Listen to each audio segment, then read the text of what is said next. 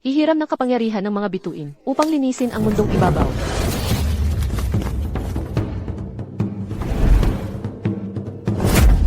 So bulag ka pala.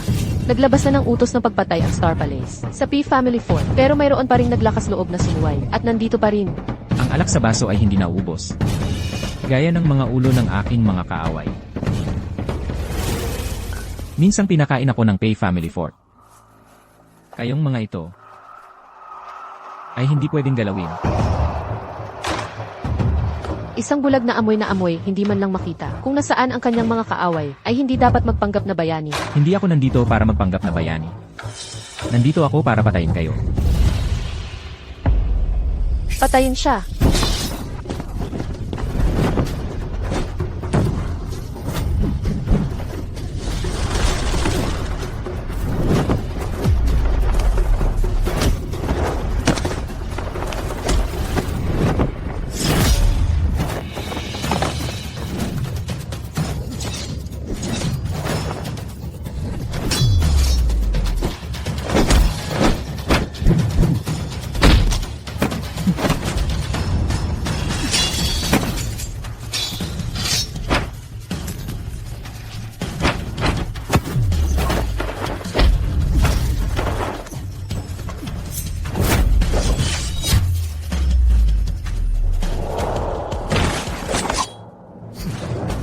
Anong klaseng teknik ng espada iyan?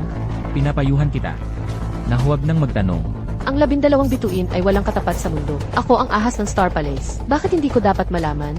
Dahil lahat ng nakakaalam ng aking teknik sa espada ay patay na. Gusto kong malaman.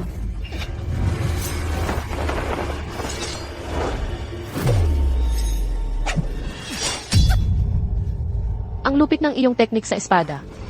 Isang hangin gabi ang nagkakalat ng mga bulaklak na parang bituin. Sa libu-libong puno, na parang ulan ang pagbagsak.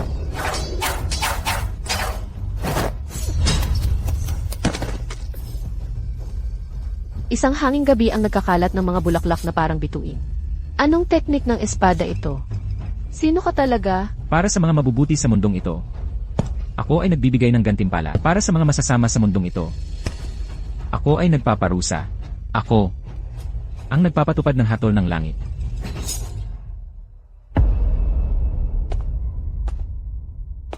Panahon ng tag-init. Mag-ingat sa apoy. Panahon ng tag-init. Mag-ingat sa apoy.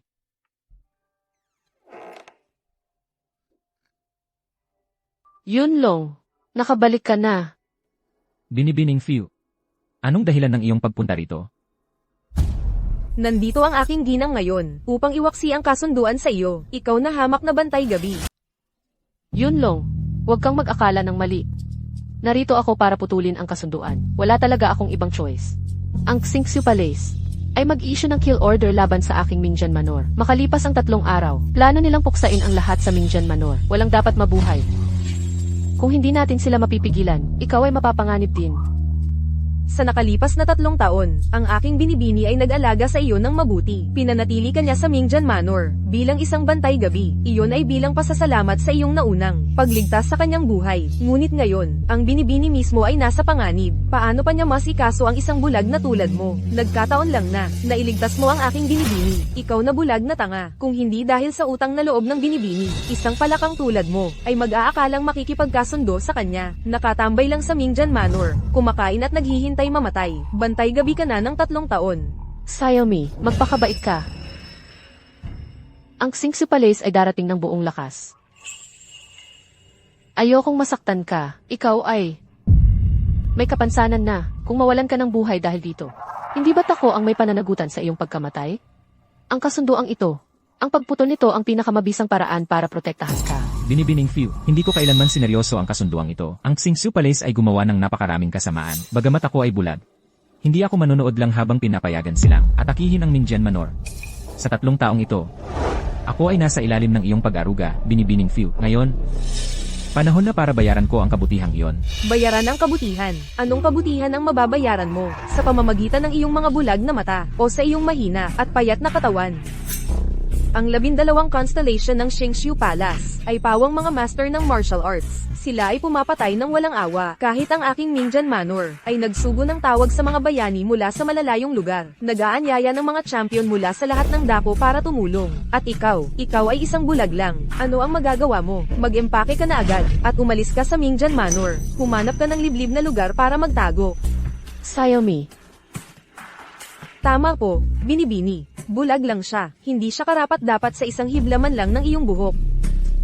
Sinabi ko nang tumigil ka sa pagsasalita. Yunlong. Umalis ka sa Mingjan Manor. Humanap ka ng ligtas na lugar. Mula ngayon, mabuhay ka ng maayos.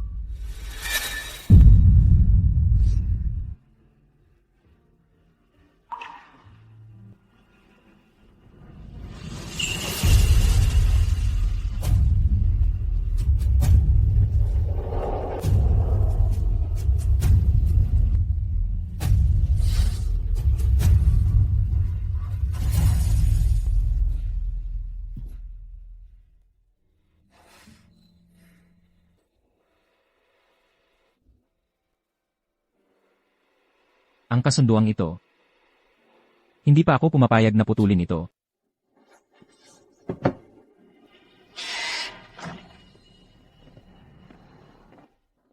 Binibini.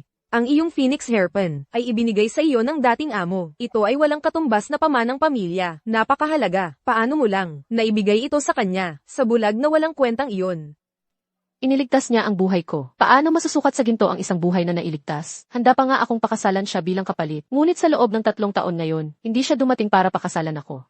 Binibini. Ikaw ay may mataas na pinagmulan. Ang tagapagmana ng famous Sword Manor. Siya ay isang mahirap, bulag, napalaka. Alam niyang hindi siya karapat-dapat sa iyo. Kaya hindi siya maglakas loob na pumunta. Xiaomi, kung sasabihin mo ulit siya ng ganyan, hindi kita patatawarin. Hindi na ako magsasalita pa. Bagamat hindi niya nakikita, siya ay isang lalaki ng katapatan at dangal. Sana lamang makaligtas siya sa kalamidad na ito at maiwasan ang mga kuko ng Star Lodge.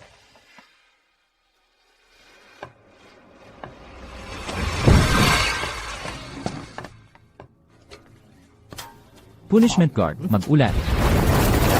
Kami ay nagbibigay galing sa Commander. Ang Star Lodge ay kumikilos ng napakalala kamakailan, malayang pumapatay sa mundo ng martial arts. Ano ang kanilang layunin sa likod nito? Nabunyag na ba ninyo?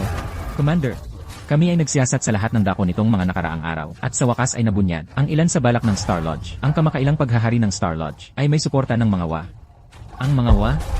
Ang mga wa ay laging may ambisyon, nagbabalak na lusubin ang Great Xia upang mapamunuan ang mundo ng martial arts. Ang Star Lodge ay kusang kumikilos bilang kanilang tau-tauhan. Pinapatay nila ang mga master ng Great Xia upang pahinain ang ating lakas, magbukas ng daan para sa pagsalakay ng hukbong wa, isang grupo ng mga taksil na basura. Commander, tungkol sa pagpatay sa yumaong emperador, wala pa rin kaming nahanap na anumang bakas. Ang Great Xia Dynasty ay personal na itinatag ng yumaong emperador na nagtalaga sa akin bilang punishment commander upang itaguyod ang katarungan sa lupain para sa pagpatay sa yumaong emperador. Ako mismo ang maghihiganti. Ipagpatuloy ang investigasyon. Ipinangangako namin ang aming buhay para sumunod sa iyo, Commander. Ipinangangako namin ang aming buhay para sumunod sa Commander. Ang bilis ko kahapon, ginawa ko para kay Yunlong. Nakalimutan kong ibigay sa kanya. Binibini. Masyado kang mabait kay Ling Yunlong. Hindi lang ibinigay mo ang pamanang, gintong Phoenix Hairpin. Ikaw pa mismo, ang gumawa ng damit para sa kanya. Yung kasuotang iyon, inabot ka, Binibini, ng isang buwang buo para gawin. Hindi siya karapat-dapat na isuot iyon.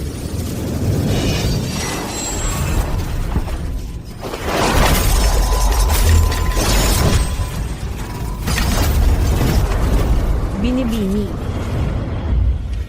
Sino ka? Ang kapal ng mukha mong pumasok sa aking tanyag na espada manor. Ha ha ha ha. Matagal ko nang narinig na ang dalaga ng tanyag na espada manor, si Fu Qingqiu, ay walang katulad na kagandahan. Ngayong nakita kita. Talaga nga, totoo ang mga chismis. Ah, ha ha ha ha. Ang ganda-ganda. Isang mukhang kayang gumiba ng mga lungsod at kaharian. Sa pagtingin sa'yo, ang matandang baboy na ito ay nabibighani. Ha ha ha ha. Gago ka, tumigil ka sa kalokohan mo. Sino ka? Munting maganda, makinig kang mabuti. Ako ay mula sa palasyo ng bituin. Isa sa 12 bituin, ang baboy. Sa loob ng 3 araw, ang tanyag na espada manor ay gigibayin ng aking palasyo ng bituin. Walang may iwan na buhay. Ang matandang baboy na ito ay narito ngayon ng espesyal para kunin ang isang kagandahan tulad mo, na singganda ng bulaklak at jade. Pabalik sa palasyo ng bituin para hindi ka sa 3 araw mula ngayon mamatay kasama ng tanyag na espada manor at magkaroon ng mabangong jade-like na kamatayan. Sayang na sayang, ang ganda mong mukha. Ha ha ha ha. Masamang demonyo, nangangarap ka. Ang kapal ng mukha mong isipin, na mahipo mo ang aking binibini. Kung kaya ko o hindi, ay hindi para sa iyo magpasya. Ang matandang baboy na ito ang magpapasya. Ha ha ha.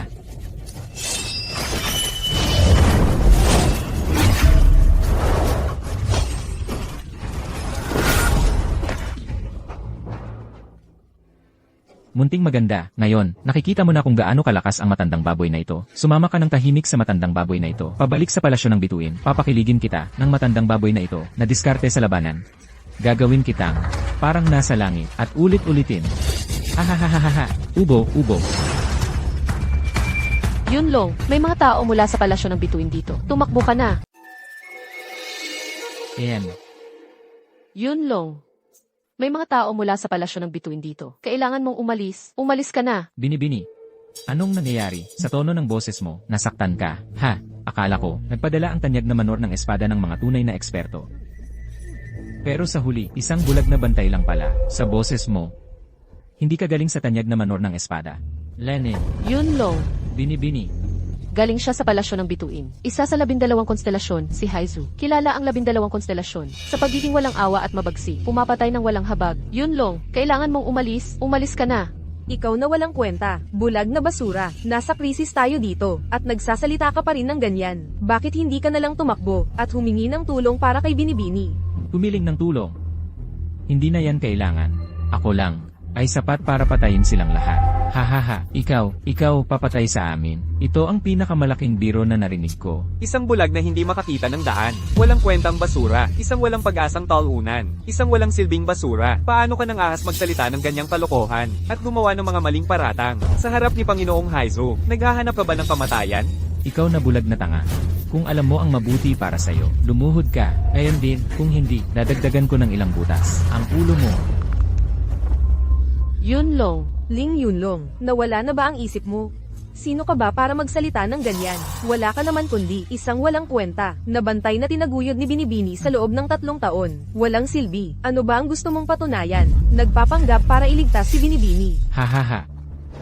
Yunlong, mabangis ang 12 konstelasyon. Wala silang iniiwang buhay saan man sila pumunta. Walang natitirang survivor. Ako ang haharang sa kanya. Ikaw, umalis ka. Umalis? Ha? Wala nang pag-alis ngayon. Ngayon, makikita ko kung gaano kakaya ang isang bulag na basura tulad mo. Gusto mo akong patayin? Ako ay isang bantay. Pero bukod sa pagiging bantay, minsan mas gusto ko. Ha ha ha. Miss, tingnan mo siya. Nagsasabi pa rin siya ng kalokohan sa ganitong pagkakataon. Baliw na yata yan. Oh, please, laban, sa payat mong katawan. Ako, si Old Pig, sa aking 180 pound, 9-tooth rake, malamang hindi mo pa nga mabuhat yan. Itong bulag na ito, baka naman, nakapag-aral ng walang kapantay na banal na kakayahan sa kanyang mga panaginip at naparito para magmayabang. Gusto mong makipaglaban? Sa tingin ko naghahanap ka ng bagbog.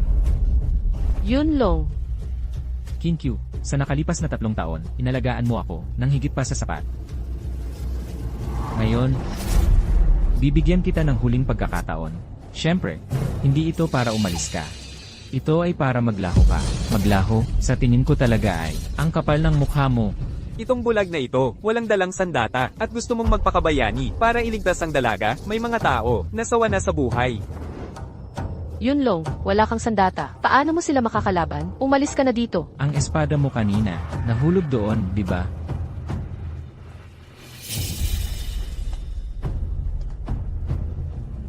Hahaha, hoy, itong bulag na ito, talagang katawa-tawa. Hindi ako makapaniwala, itong bulag na ito, nagpapatawa ba siya para aliwin tayo? Noong unang panahon, may bulag na humipo ng elepante. Ngayon, mayroon tayong bulag na humahanap ng kanyang espada. Itong walang pag-asa, na walang kwenta, naghahanap-hanap, malapit nang makarating sa impyerno.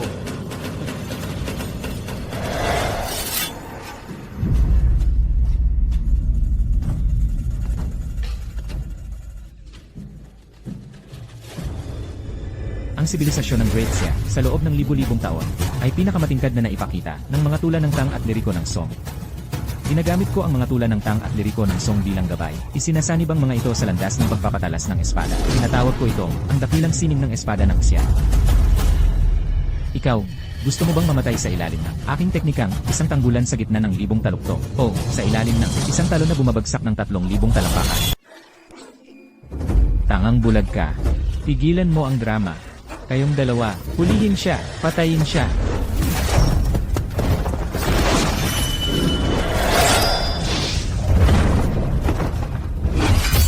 Lasing, tinatamaan ko ang ilaw para masdan ang aking espada. Nananaginip ng mga trompeta na umaalingaw-ngaw sa kampo.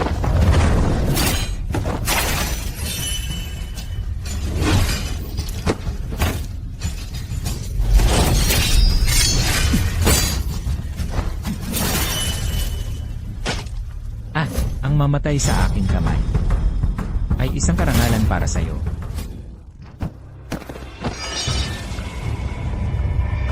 Ling Yunlong, siya pala ay isang dalubhasa sa espada. Ang tindi at ganda ng kanyang paggamit ng espada. Wala pa akong nakitang ganyan. Imposible, Ling Yunlong. Paano niya nakuha ang ganoong kagalingan? Anong klaseng salamangka ang ginamit mo? Isa ka lang bulag na mabaho. Paano mo magagawa ang nakakatakot na paggamit ng espada? Mas naniniwala ka pang, gumamit ako ng itim na mahika. Kaysa tanggapin na, ako, isang bulag, ang tumalo sa 2 tauhan mo. At kanina, ang aking paggamit ng espada ay perpektong sumalamin sa pagsira sa formasyon ni Xinkiji. Napakaganda, pero wala kang pagpapahalaga dito. Ikaw talaga ay nakakadismaya. Lenwe, bulag ka, gago. Huwag mong isipin na dahil pinatay mo ang 2 sa mga tauhan ko ay may pag-asang makalaban mo ako. Isa ako sa 12 celestial constellations. Humihigop ng kapangyarihan mula sa mga konstelasyon upang linisin ang mundong ito. Ngayon, papatikimin kita ng aking 19 na landas ng masamang kalawit. Yak siya sumasabog sa dagat. Hindi mo ba nakita ang tubig ng ilog dilaw na bumababa mula sa langit? Tumutulin patungong dagat at hindi na muling babalik.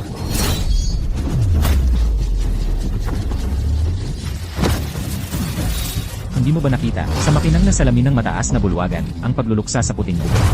Maging ang maitim na supla sa madaling araw, sa gabi naging niebe.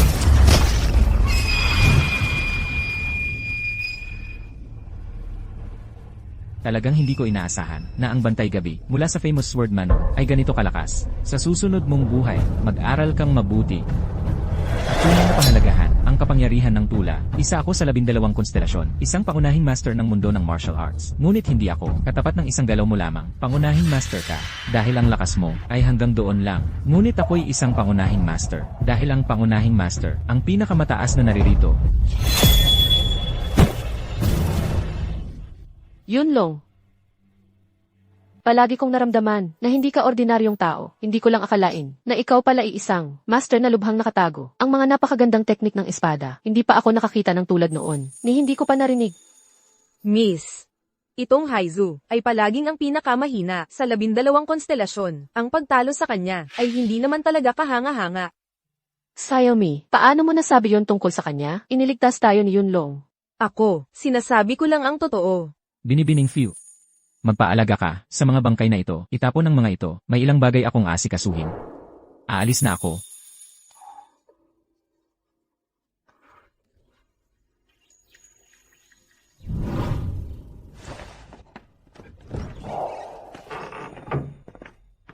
Ling Yunlong. Ling Yunlong. Saan ka ba nagpunta? Dumating ang aking ginang para magdala ng damit sa iyo. Mukhang wala si Yunlong dito.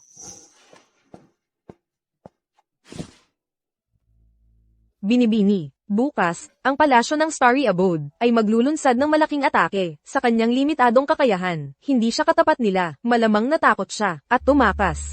Ang palasyo ng Starry Abode ay walang awa. Sa mundo ng martial arts, sinumang itinakda nilang patayin ay nagwawaka sa buong pamilyang nilipol. Hanggang sa huling tao at hayop kung talagang umalis na siya, ang tanyag na sangkalan ng tabak. Sana lang manatili siyang ligtas sa kanyang paglalakbay. Ang Ling Yunlong na yun, malamang ay nagtatago na ngayon sa ilang butas ng daga. Gayunpaman, basta't maiwasan niya ang sakunang ito, at mapanatili ang kanyang buhay. Makakatulog na ako ng mahimbing. Binibini, ikaw talaga, nagmamalasakit sa kanya. Napakasipag mo sa paggawa ng mga damit na ito. At ano naman ang ginawa niya? Tumakas ng walang palem. HMPH. Ginawa ko ang lahat ng ito nang hindi umaasang may kapalit. Basta't mabuhay siya ng maayos, sapat na yon para sa akin. Bukod pa riyan, iniligtas niya ulit ako kahapon. Binibini. Kung talagang nagmamalasakit sa iyo ang bulag na yun, bakit hindi siya pumunta para protektahan ka kapag inatake ng palasyo ng Starry Abode bukas? Bakit kanya iiwan ng ganito? Gayunpaman, nagpadala ng panawagan para sa mga bayani ang Panginoon ng Sangkalan. Maraming eksperto sa martial arts ang darating bukas para tumulong. Hindi natin kailangan ang bulag na Ling Yunlong na yun.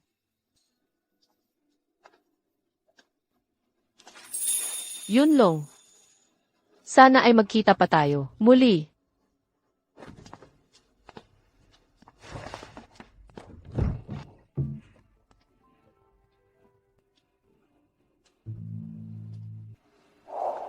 Siya lang, ang tunay na mabait sa akin.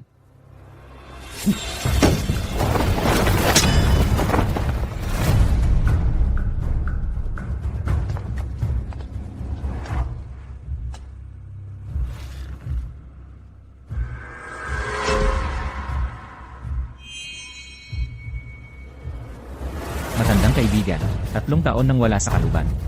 Malamang nauuhaw ka na.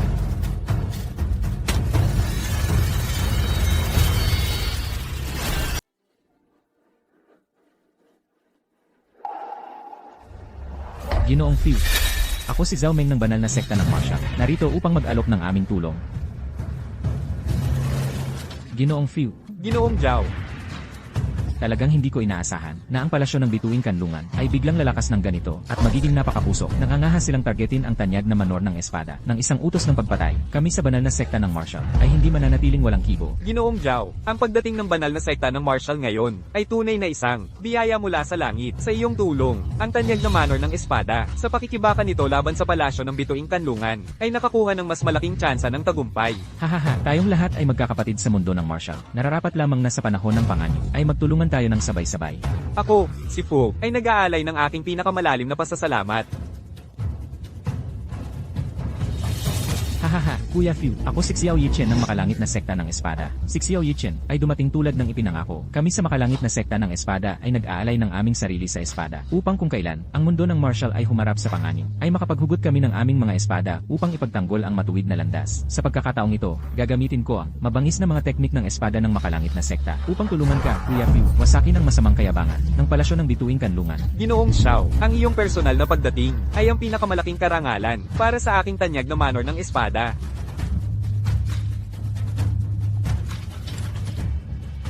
Ginoong Fu. Ang palasyo ng bituing kanlungan ay salot sa mundo ng Martial. Marami ang kanyang mga kasalanan. Sa pagkakataong ito, dahil sila ang lumapit sa atin, ang aking alyansa ng bakal at dugo ay sisiguruhin nilang matutunan na ang mga puwersa ng katarungan ay matalas at hindi mapipigilan. Pinuno ng alyansang Lin. Ang tulong na ito sa aming oras ng pangangailangan mula sa alyansa ng bakal at dugo ay isang bagay na ako, si Fu, ay hindi kailanman malilimutan. Ginoong Few. Ang tanyag na manor ng espada ay isang kilalang at matuwid na sekta. Paano ito mabubuli ng mga erehe at demonyo? Ang aking lipunan ng galit na lamesa ay tiyak na tatayo kasama ang tanyag na manor ng espada. Sabay na umaabante at umuurong, magkakasamang humaharap sa buhay at kamatayan. Salamat, pinuno ng alyansang Son. Pinuno ng alyansang Son. Engan. Binibini, ang daming pangunahing mga maestro mula sa mundo ng Martial ang dumating. Mukhang ang palasyo ng bituing kanlungan ay walang dapat katakutin. Xiao Mei.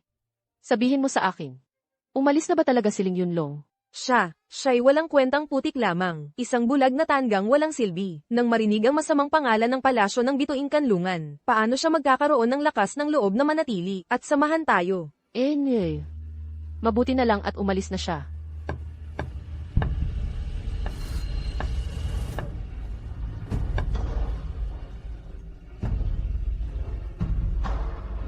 Ling Yunlong.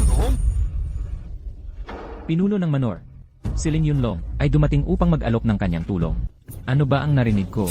Gusto pang tumulong sa laban ng isang bulag. Maliit na bulag, nakikita mo ba kung nasaan ang mga taga Star Palace? Ha? Huwag mo kaming maging pabigat, at kaming pa ang magprotekta sa'yo. Nakakatawa naman. Di ka nga makalakad ng tuwid, nangunguna ka pang magsalita, sasabihin mong tutulong ka. Katawa-tawa. Anak, huwag kang magpakagago. Ito'y laban ng buhay o kamatayan. Sa Star Palace, hindi ito bagay na dapat pakialaman ng isang bulag. Humanap ka na lang ng pagtataguan. Huwag kang magpahiya dito. Ang aking Iron Blood Alliance ay sama-sama lamang sa malalakas. Isang walang kwentang bulag na tulad mo, ay hindi karapat-dapat na tumayo sa aming tabi. Bulag na gago, nandito ka pa. Akala ko, ay tumakbo ka na, ng malayo. Ling Yunlong, ikaw, di ka umalis? 3 taon na ang nakalipas, nagkasundo tayo sa kasal. Hindi ko naman seryosong tinanggap ang kasunduang iyon. Pero ngayon, pakakasalan kita. Pakakasalan ng aking ginang. Bulag na gago. Naawa lang siya sa'yo. Pinayagan kanyang manatili rito bilang bantay gabi sa loob ng 3 taon. At may lakas ka pa ng loob na humingi ng higit pa. Sinusubukan mo talagang umakyat sa lipunan sa pamamagitan ng pagpapakasal sa aming famous Sword Manor. Ano, ikaw, isang bulag na bantay gabi? Paano ka nagkaroon ng kasunduan sa pagpapakasal sa anak ng famous Sword Manor kay Fu Qingqiu? Qingqiu, ang pinakamamahal na anak ni Ginoong Fu. Ginoong Fu, paano mo maaaring ipangako si Qingqiu sa isang tulad niya? Hindi mo ba sinisira ang kaligayahan ni Qingqiu habang buhay? Iyan ba ang gusto mo? Isang bulag na bantay gabi, wala siyang kasanayan sa martial arts, wala siyang itsura. Paano niya maaaring pakasalan si Fu Qingqiu, isang kagandahang tulad ng diyosa? Sayang na sayang, talagang nakakagalit. Palakang nangangarap sa laman ng sisna. Katarantaduhan. Mga kababayan. 3 taon na ang nakalipas, ang aking anak na si Fu Qingqiu ay tinambangan ng 3 master mula sa Star Lodge. Sina Yinho, Shenhao, at Zugo. Malubha siyang nasugatan, at napilitang tumalon sa dagat para makatakas. Si Ling Yunlong ang nakakita. Kay Qingqiu na walang malay. Sa tabi ng ilog, siya ang nagligtas sa kanyang buhay, upang mabayaran ang utang na loob na ito. Kusang loob na pumayag si Qingqiu na pakasalan siya.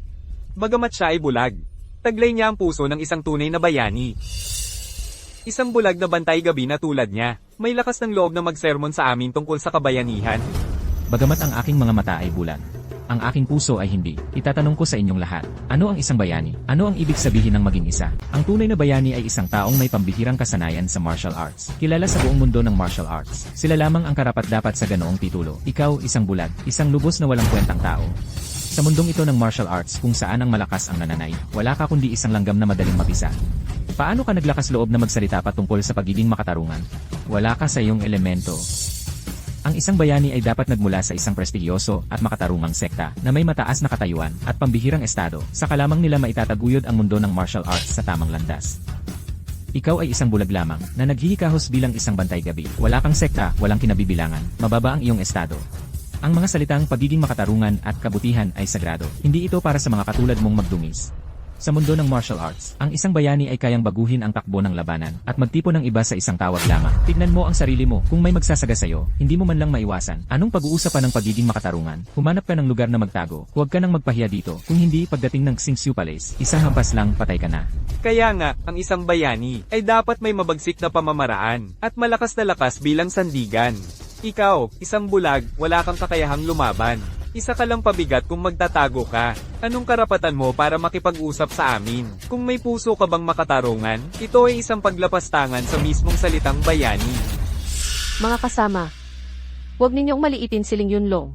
Bagamat hindi siya nakakakita, hindi siya ang walang kwentang lalaki na sinasabi ninyo kahapon lang. Nag-isa niyang hinarap si Haizu ng 12 stars, walang takot, at pinatay siya. Ha ha ha ha.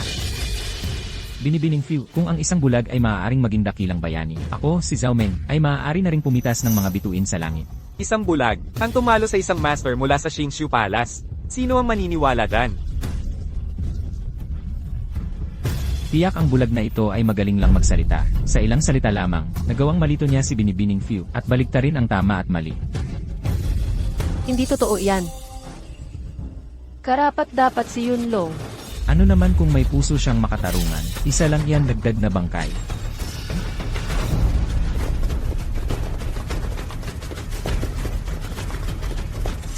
Hihiram ng kapangyarihan ng mga bituin. Upang walisin ang mortal na mundo.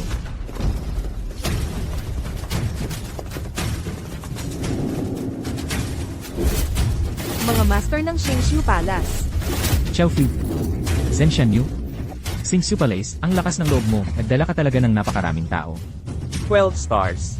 Alyansa ng bakal at dugo, pintuan ng banal na sining ng pakikipaglaban, samahan ng galit na sibat, sekta ng makalangit na espada, sakto ang timing, ang aking palasyo ng tirahan ng bituin, ang magsasama-sama sa inyong lahat ng isang bagsakan. Kayabangan.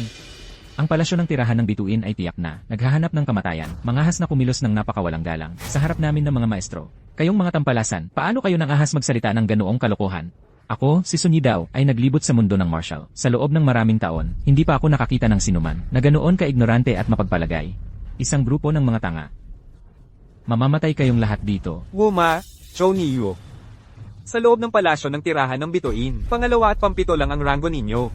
Sa dalawa lang ninyo, akala ninyo kayang sapulahin ang lahat ng bayani na naririto? Pangarap lang iyan. Kayo na tinatawag na matuwid na mga sekta, ay pwedeng magsama-sama para magpainitan. Bakit hindi pwedeng ang aking palasyo ng tirahan ng bituin, ay tumawag ng tulong mula sa labas?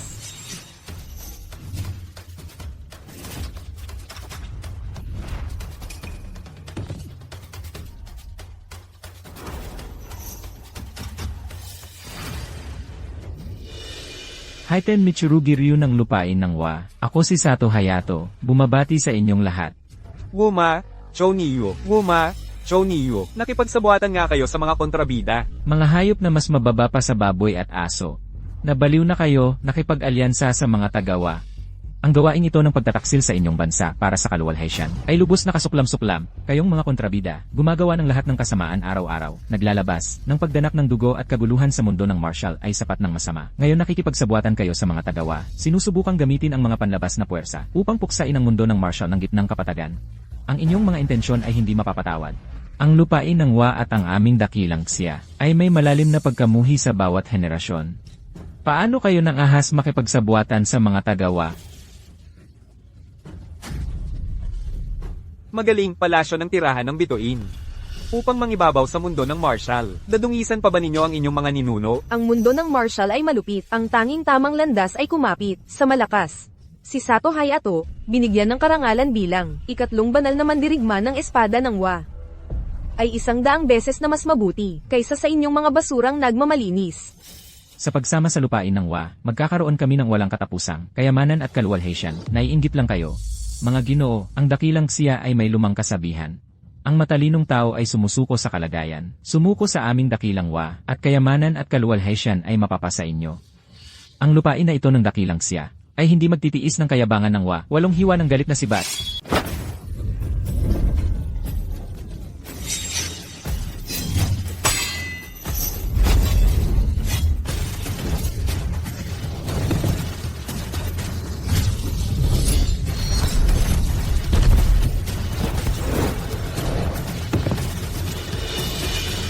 Ang tapang ng sibat, talagang malakas at kahanga-hanga ang teknik ni Ginoong Sun sa sibat. Wala talagang pag-asa ang kalaban. Napakabagsik ng estilo ni Sun Yidao sa sibat. Bawat hampas ay nakamamatay. Matatalo siya sa loob ng 10 galaw. Itong lalaking ito, at naglakas loob pa siyang tawagin ang sarili bilang pangatlong sword saint ng Japan, ang Ferocious Blade 8 Slashes. Hindi man lang siya ng ahas na tumanggap ng isa, ha ha ha. Mukhang itong tinatawag na pangatlong sword saint, si Sato Hayato, ay puro palabas lamang. Mukhang magaling pero walang kwenta sa laban. Miss, tingnan mo. Si Senior Sun talaga ay isang pangunahing master ng martial world, napaatras na sa takot ang Hapones na swordsman. Ang ating Great Xia Martial World ay naglabas ng napakaraming bayani. Bakit tayo matatakot sa iisang Hapons na sword saint? Si Sun Yidao ay hindi kalaban ng Hapons na swordsman. Hoy, bulag ka, ni hindi mo nga makita, nang ahas ka pang magkomento, tungkol sa sitwasyon, malinaw na nakalamang si Senior Sun. Nasa depensiba na, ang Hapones na swordsman, tapos ikaw, nagsasabi ng kung ano-ano, nakakatawa. Sa 3 galaw, matatalo si Sun Yidao. Sige, tapos na ako sa paglalaro. Tandaan mo ito, ang masaksihan ng aking sibat ay ang pinakamalaking karangalan ng iyong buhay.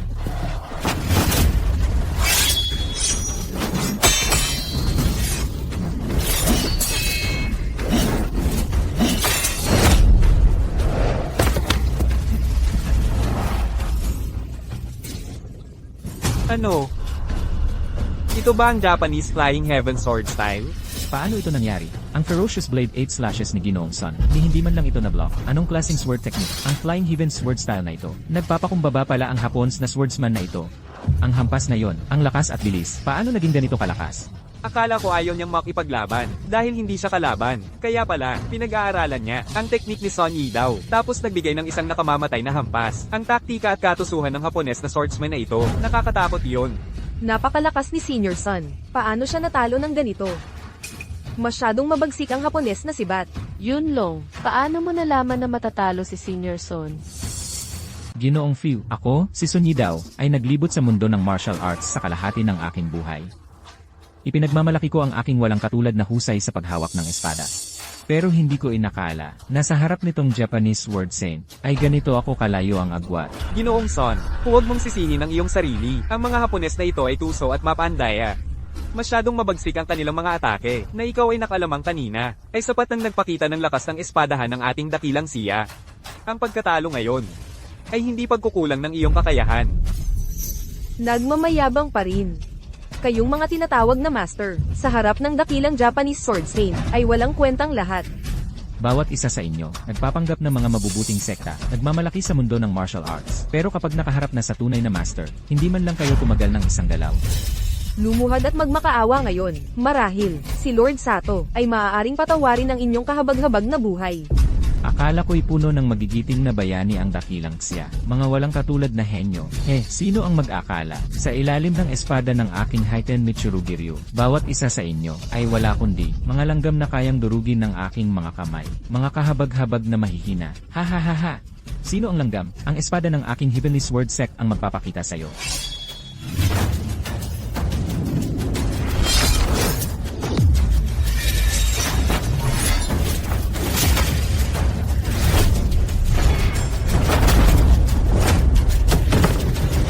Ginoong Xiao. Kahit si Sect Leader Xiao ay hindi kalaban. Ang espada ni Sato Hayato. Walang sinuman dito ang makakatiis. Sa pagsasama ng Star Palace at Japan, ang Cloud Sword Manor ay wawakasan ngayon. Muling pinatunayan mo na ang mundo ng martial arts ng dakilang siya ay puno ng kahabag-habag na langgam. Lumuhod sa harap ko. Hindi. Huwag mo akong patayin. Ayokong mamatay. Kung gayon, talikuran mo ang iyong mga sining panlaban at sumuko ka sa aming dakilang bansa ko. Maging aso ka namin.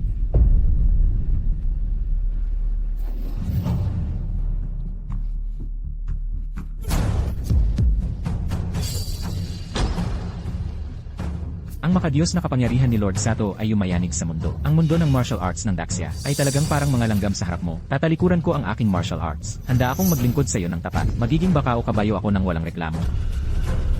Xiao Yichen, walang hiya ka. Kanina lang at araw-araw bago ito, ang taas ng iyong pagpapanggap na matuwid at marangal. Ngunit sa kritikal na sandali, para lang mailigtas ang sarili mo, gagawin mo pala ang isang bagay, na lubhang walang puso. Paano mo haharapin ang Heaven Sword Sect at ang mga ninuno nito? Isang duwag na takot mamatay. Dinumisan mo ang mukha ng buong Daxia. Sect Leader Xiao, para mailigtas ang buhay mo, ipagkakanulo mo ang Daxia, ang ganyang pag-uugali ay walang pinagkaiba sa mga dumi ng Star Palace. Ano ang pinagkaiba? Hindi mo masasabi ang libro sa pabalat nito. Araw-araw, nagpapanggap kang mataas ang prinsipyo at bertuso, ngunit nang nasa panganib ang buhay, lumitaw ang iyong tunay na kulay. Ang mga taong katulad mo ay hindi karapat-dapat na tawaging isang matuwid na sekta. Wala kang iba kundi isang kahihiyan sa Daxia. Mga tanga. Kayang-kaya kayong lipulin ni Lord Sato nang hindi man lang gumagalaw. Ang kahabag-habag na prinsipyo na iyong pinanghahawakan at ang tinatawag niyong katapatan ay lubos na walang kabuluhan. Hindi niyo alam kung ano ang mabuti para sa inyo. Tatalikuran ko ang aking martial arts. Lumuhod ka at maging aso para sa bansang ko. Iyon lang ang paraan para mabuhay. Ang isang mandirigma ng Daxia ay mas pipiliing mabasag tulad ng Jade kaysa mabuhay bilang isang buong tile. Sa harap ng mga dayuhang mananakop na ito, huwag na nating pag-usapan ang anumang kudigo ng karangalan sa martial arts. Sabay-sabay tayong sumugod. Durugin natin ang ito ng pira-piraso.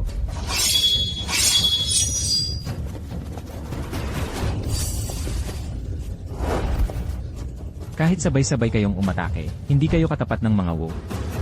Yunlong, ano man ang mangyari, kasama kong babagsak o mananatiling nakatayo ang famous Sword Manor. Kailangan mong umalis.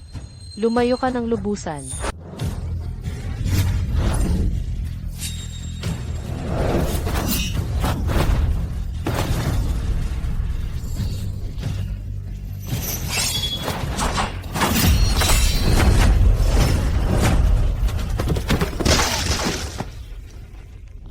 Sinabi ko nang lumuhod ka, tumanggi ka pa. Ngayon nakikita mo na, ang kapangyarihan ni Lord Sato. Hahaha, Kung alam mo lang na ganito ang kahihinatnan, bakit ka pa sumalungat?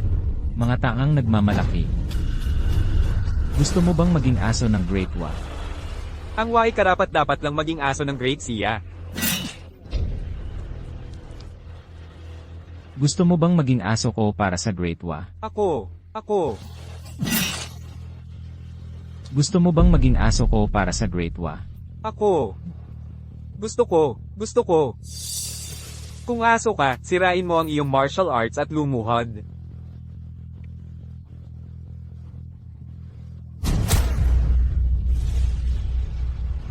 Aking Panginoon, sinira ko na ang aking martial arts. Nakikiusap ako, kahabagan ninyo ako. Hahaha. Lim Sing Zhe, hindi ba't ang tapang-tapang mo noon? Bakit ngayon hindi ka na makapagsalita ng maayos? Kung matalino ka tulad ko at lumuhod ka ng maaga, hindi mo na kailangang mapahiya ng ganito. Ako ay aso ng Great Wa. Sinalakay ng Wa ang ating lupain, at hindi natin sila napigilan sa ating hangganan.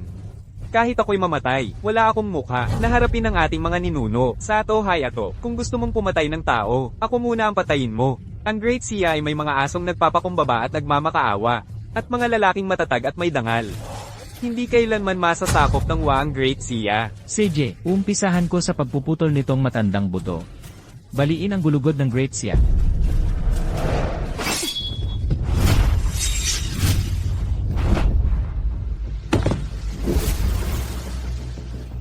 Mga asong Wa, nangahas kayong saktan ang aking ama? Isasama ko kayo sa akin.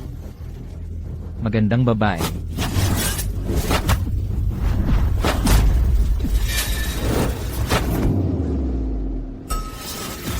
Ang mga babae ng Great Sia ay talagang magaganda. Pagkatapos kong patayin ang lahat dito, sasamantalahin kita ng husto. Asawa ko siya, dahil sa sinabi mo, kahit si Amaterasu ay hindi makakapagligtas sa iyo. Hahaha! Ang mga babae ng inyong dakilang Sia ay bumagsak na ng lubhat na nangangailangan pa ng isang bulag na mabaho para ipagtanggol sila. Ang diwa ng pakikipaglaban ng mga lalaki ng dakilang Sia ay kawawa. Mas masahol pa sa aso. Ling Yunlong, walang kwentang basura. Paano nang ahas ang isang bulag na tulad mo na hominin si Panginoong Sato? Ang pagkahilig ni Panginoong Sato sa asawa mo ay isang karangalan para sa'yo. Eksakto, walang katulad ang kapangyarihan ni Panginoong Sato. Kahit na mga dalubhasa tulad namin, ay naputol ang aming martial arts. Kung ayaw mong mamatay, ipadala mo ang iyong asawa para maglingkod kay Panginoong Sato ngayon din. Kung malugod siya kay Panginoong Sato, syempre papatawarin niya ang iyong Minjan Manor. Ling Yunlong, bulag ka. Ano ang akala mo? Makakalaban mo ang mga Hapon.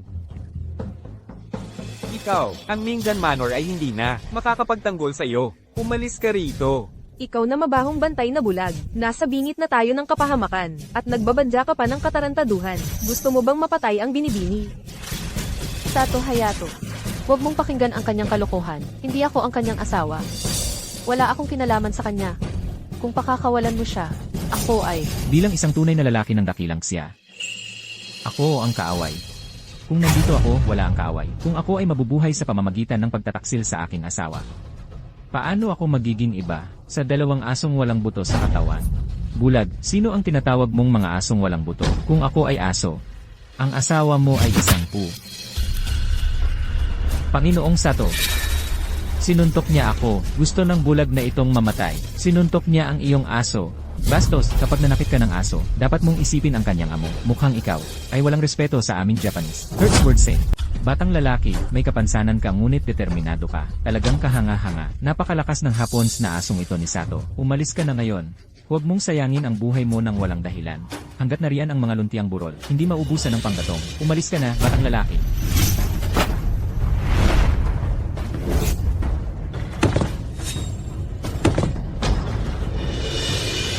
Sa tingin mo ba talagang makakaalis ka? Ang famous Sword Manor, ngayon, kahit langaw ay hindi makakalabas. Panginoong Sato, dapat mong tipirin ang lakas mo para mas ma-enjoy mo ang mga magagandang dalaga ng dakilang Sia. Hahaha! Ang bulag na ito na mabaho, ipaubaya mo siya sa amin mula sa Star Palace. Magaling, pahihirapan namin ng husto ang mangmang at mabahong bulag na ito. Gusto kong malaman ng lahat ang mangyayari sa mga sumusuway sa utos ng aming dakilang Hapon. Huwag kang mag-alala, aking Panginoon. Ngayon, gagawin kong magmakaawa sa kamatayan ng bulag na ito. Ngunit hindi ito makakamit. Bulag, may lakas ka ng loob. Ngunit ikaw ay isang hanggal na hindi alam ang katotohanan. Dito magtatapos ang buhay mo ngayong araw. Yunlong, tumakbo ka. Pampito sa ranggo si Uma sa Star Palace. Walang katulad ang kanyang kapangyarihan. Tumakbo ka, Yunlong. Nakikiusap ako sa iyo. Kung aalis ako, ano ang mangyayari sa'yo? Ano ang mangyayari sa famous Sword Manor? Bukod pa riyan, bawat pulgada ng ating lupain ay nabuhusan ng dugo.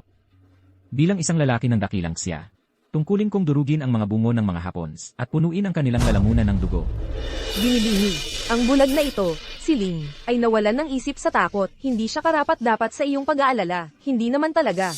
Sa paglalakbay nating ito, kahit papaano ay hindi tayo malulungkot sa daan patungong impyerno. Hindi ko lang inakala na ang sasama sa atin sa impyerno ay isang bulag na bantay gabi.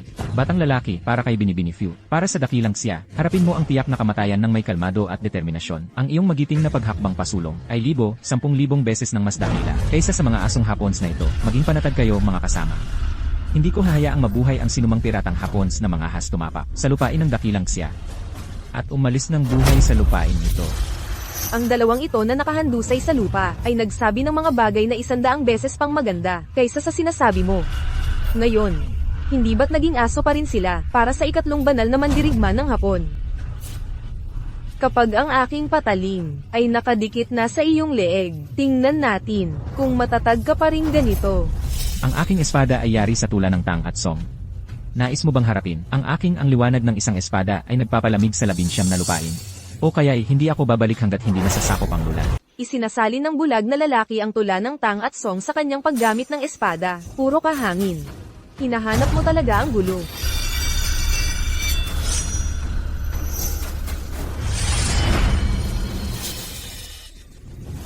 Yunlong, bakit mo ginagamit ang kalawanging espada?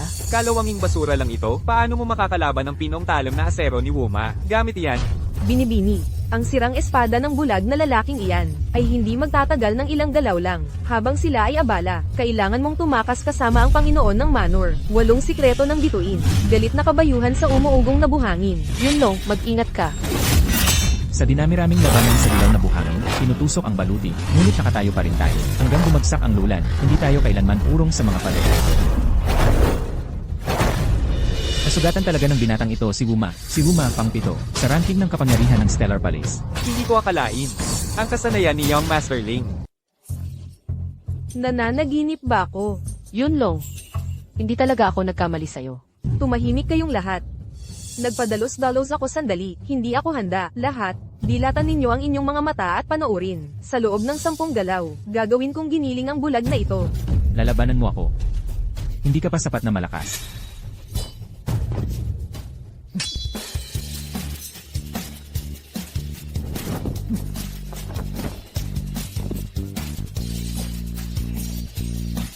Sampung hakbang, isang patay. 1,000 milya, walang iniwang bakas.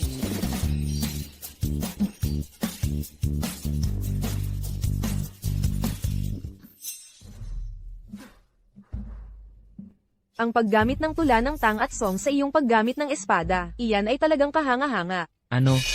Gusto mong matuto? Kung hindi ka nakipagsabuatan sa Wu at nagtaksil sa iyong bansa, hindi ako mag-aatubiling turuan ka. Tama ba ang naririnig ko? Ikaw, isang bulag na nasa pintuan ng kamatayan. Nag-aakalang turuan ng Xingshu Aces. Lord Wuma ng mga teknik sa espada. Ang taong ito na naghihingalo. Paano siya naging ganoon kapalalo? Ahahaha. Eksakto. Bigyan ka ng 1 pulgada at kukuha ka ng 1 milya.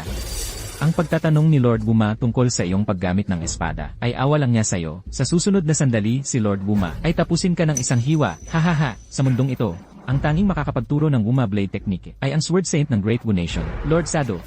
Hahaha. Wuma, pigilan mo na yan sa lalaking to. Putulin mo ang mga braso't binti niya. Gapusin mo ang asawa niya. At dalhin mo rito sa akin. Gusto kong magsaya. Tatay, ang laban na ito, sino ba talaga ang nanalo? Parehong napakalakas, ni Wuma at Ling Yunlong. Sa totoo lang, hindi ko masabi kung sino ang nanguna. Matalas ang mata ng Third Sword Saint of Wa, at walang kapantay ang galing. Kapag sinabi niyang mamamatay ka sa hating gabi, ang hari ng impyerno mismo ay hindi maglalakas loob na maghintay hanggang umaga. Hahaha. Mabuting aso ka. Napakabuting aso. Ahahaha. Salamat sa papuri, aking Panginoon. Wuma, Narinig mo ba ang sinabi ni Lord Sato? Tama na ang paglalaro, patayin mo na. Ang pakialamerong bulag na to. Ano ang gagawin natin, tatay?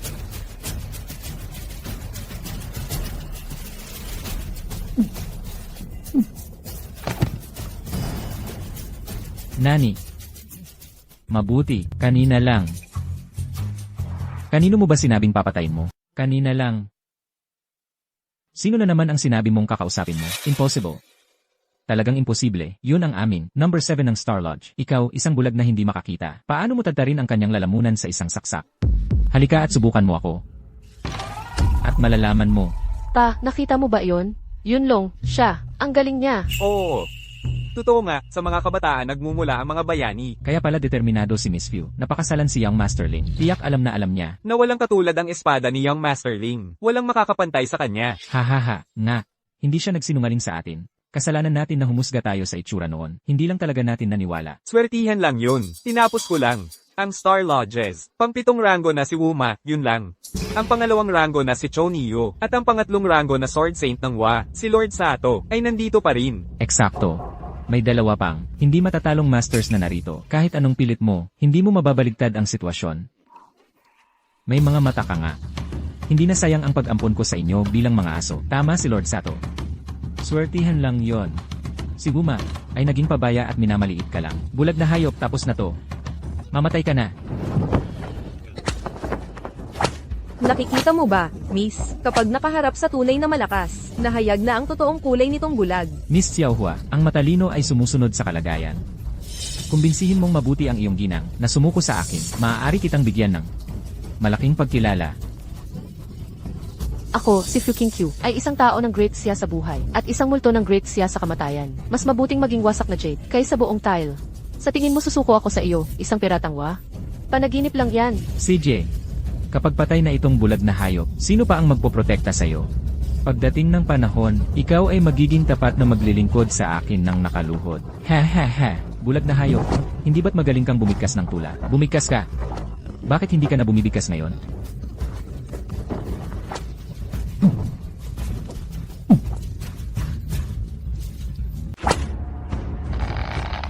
Nagmamadali ka ba para makipagkita sa iyong may kapal? Lubos akong nagagalak na tulungan ka. Huwag kang magmayabang. Napakagaling ng iyong paggamit ng espada. Napakagaling, napakagaling. Magaling. Mabilis na parang kidlat. Tahimik na parang dagat. Mabuti. Napakagaling. Ikaw na hamak na paslit. Nagpapanggap ka palang tanga. Hindi ko naman sinabing mahina ako. Sa totoo lang, palagi kong ipinaglalaban na malakas ako. Kayong mga tao lang naman ang ayaw maniwala sa akin.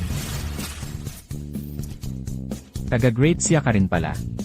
Sa halip na maging tunay na lalaki, pinili mong maging aso. Mas mabuti ng maging aso ng nagwagi kaysa multo ng natalo. Isang simpleng katotohanan. Paano mo hindi maintindihan? Yaman at karangalan lang ang habol ko. Mali ba yon?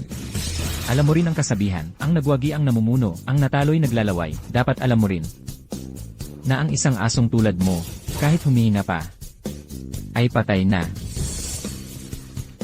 Panginoong Sato, iligtas mo ako. Iligtas mo ako.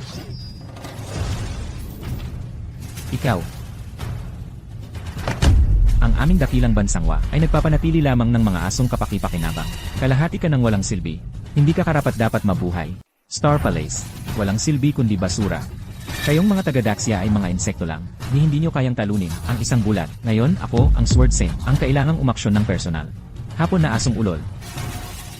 Mag-aangas ka pang tawagin ang sarili mong Sword Saint. Huwag mong isipin na ang pagpatay sa ilang asong dala ay nagbibigay sa iyo ng karapatan na magmalaki sa harap ko, ang Sword Saint. Kayong mga taga-Daxia ay mga baboy lang para katayin. Sa harap ng mga makapangyarihang mandirigma ng aking bansa, lahat kayo ay mga langgam lang. Na ako, ang Sword Saint, ay kayang durugin gamit ang isang daliri. Tama na ang salita. Gusto mo bang harapin ang aking? Ang lalaki ay dapat hawakan ang wuhu. O ang aking 5 kontinente na ginugulo ng hangin at kulog. Bulok na bulag. Gaano kakatapang para maging bastos? Sa harap ni Lord Sato, kung ayaw mo na ang Minjen Manor ay mapuno ng mga bangkay ngayong araw, sumuko ka na ngayon din. Tama. Tanggang bulag, lumuhad at magpakumbaba tulad ng aso, ngayon din. Kung gagawin mo yon, baka mapanatili pa ng iyong mga tao ang kanilang kahabag-habag na buhay. Ngunit kung mananatili kang matigas ang ulo, at tututol kay Sword Saint Sato, Wala ni isang kaluluwa. Sa Mingjan Manor ang makaliligtas. Kayong dalawang duwag na aso, nang ahas pang tulungan ng kaaway, at tumahol ng parang mga baliw. Hindi pa ako nakakita ng mga taong walang hiya na tulad ninyo, Batang Bayani Ling. Huwag mong hayaang ang dalawang hapon na asong ito ay makasira sa iyong pusong mandirigma. Naniniwala ako sa iyo. Tiyak na mapapatay mo ang mga demonyong ito.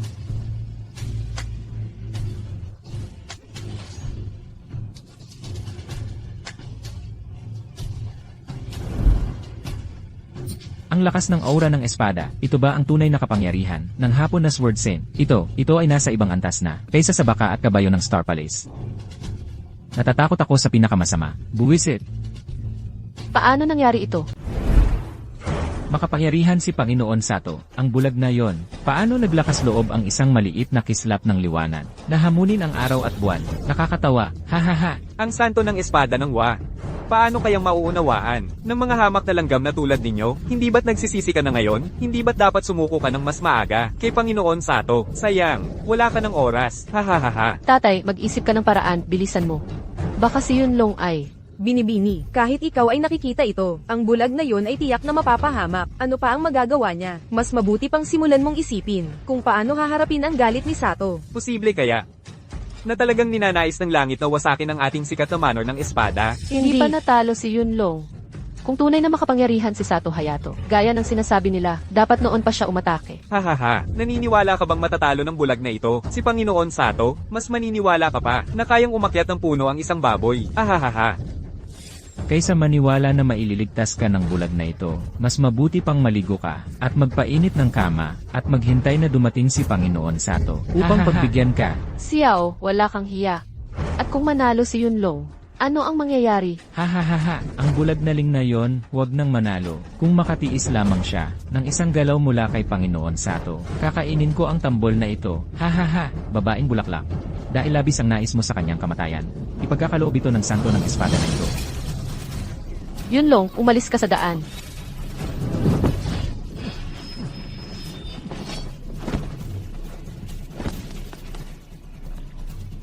Ito ang Iman Jeng Hong. Tama. Patayin ang lahat ng mananakop. Ibalik ang ating mga ilog at bundok. Man Jeng Hong. Ang ilog na laging pula, tula na naging sining ng taba. Pinupuksa ang mga piratang hapon. Ang galing ng teknikang iyon. Magaling, napakagaling. Ang ilog na laging pula ni Marshall Yu ay nilikha upang patayin ang sinumang manggahas lumusab sa dakilang siya. Nilikha ito upang katayin ang lahat ng asong nang aapi sa dakilang siya, Ling Yunlong. Talagang naibuhos mo ang galit ng mundo ng martial arts ng ating dakilang siya. Magaling. Buong buhay ko'y may hawak na patalin, ngunit hindi pa ako nakakita ng isang napakaganda at napakabagsik.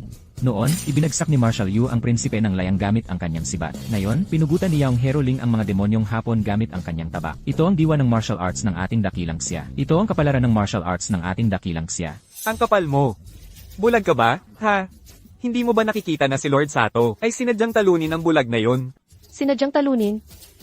Bakit hindi mo tanungin ang amo mong aso? Kung sinadya lang ba niyang talunin yon?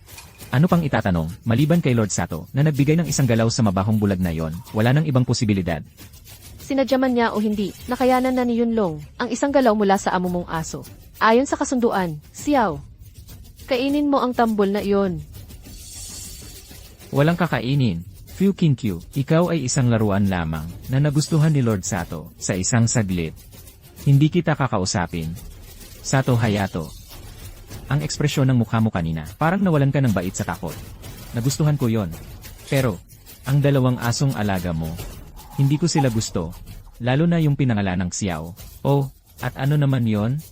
Dahil mahilig kayong maging aso, sa susunod na galaw na ito, kung matatalo ka sa akin, papaluhudin mo ang dalawang bagong aso mo at magpatihulog para humingi ng tawad sa aking nobya at tumahol na parang aso. Ano sa tingin mo?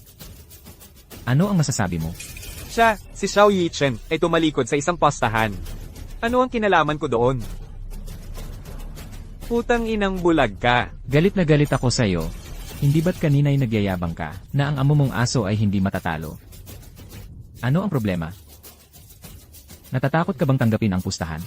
Lord Sato, ako ay naging aso mo. Kung luluhod ako sa iba, hindi ba't parang sampal yon sa mukha mo? Huwag mong payagan ito. Ikaw tumahimik ka. Kayong dalawa ay mga asong kalye lamang na aking kinuha dito sa dakilang siya. Upang gamitin bilang aking pusta, ay dapat sapat na upang magdala ng karangalan sa iyong mga ninuno, Xiao Yichen. Gayunpaman, ikaw na mabahong bulag. Ikaw ay matagumpay na nagalit sa akin. Dragon Soaring Flash.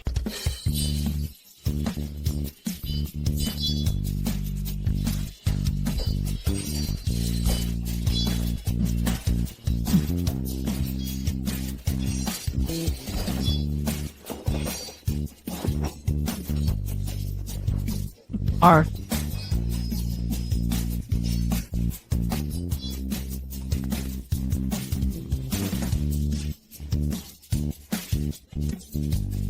Nasugatan mo ang ikatlong banal na mandirigma ng espada ng bansa ng Wa. Hindi lang kita susugatan. Papatayin kita. Impossible. Ako, ang ikatlong banal na mandirigma ng espada ng bansa ng Wa, ay hindi matatalo. 10 ulong na kidlat. Huwag mong sayangin ang iyong panahon. Baka maputi ang buhok mo sa kabataan. At wala kang maiwan kundi pagsisisi.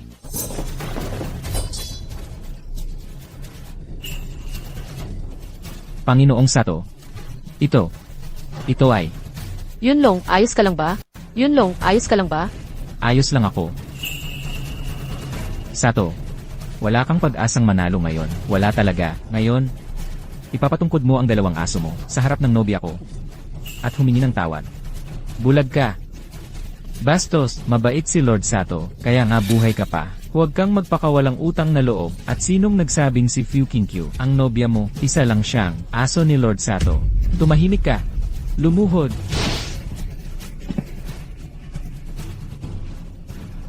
Hala, Tatay, ano nang nangyari? ang Flying Heaven Sword style ng bansang Wa ay may nakamamatay na huling galaw. Ang Heaven Soaring Dragon Flash. Napakalakas ng kapangyarihan nito. Lahat ng makakita nito ay mamamatay. Para mailabas ang galaw na ito, kailangang ibuwis ang sariling buhay. Lahat ng makakita nito ay mamamatay. Hindi ito teknik ng espada ng mundong ito. Kayang patayin ng mga dragon. At kayang patayin ng mga Diyos. Ah, Yunlong, patayin mo na siya agad. Kung hindi, mamamatay tayong lahat. Ling Yunlong, gawin mo na. Baka maging huli na ang lahat. hindi naman siguro ganoon kasama, di ba? Ang galing ni Yunlong sa espada ay hindi matutularan.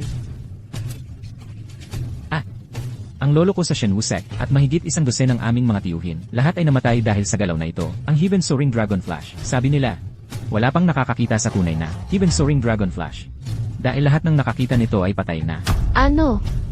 Hahaha, kapag gusto ng langit na wasakin ng isang tao, pinauunang pinag-iinitan ng kanyang isip, tapos ka na ngayon. Hahaha. Bulag na gago. Tingnan natin kung kaya mo to. Ang galaw ni Lord Sato. Hahaha, posible bang buhay pa ang hapon na to? Dahil may kaunting interes pa ako sa Tenshoryusen.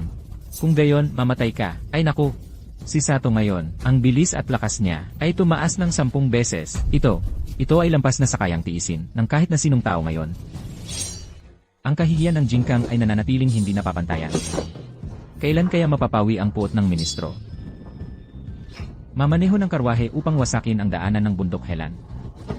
Sa matinding determinasyon, kakain tayo ng laman ng mga barbaro. Sa halakhak, uhawin natin ang ating uhaw sa dugo ng Seomu. Hanggang sa tayo'y magsimulang muli. Mabawi ang ating nawalang mga ilog at bundok, at bumalik ng matagumpay sa korte ng emperador.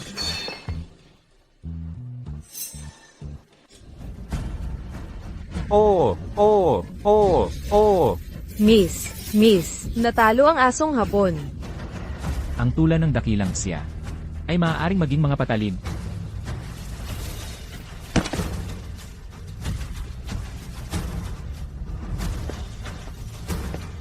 Yunlong, ang galing. Nanalo tayo.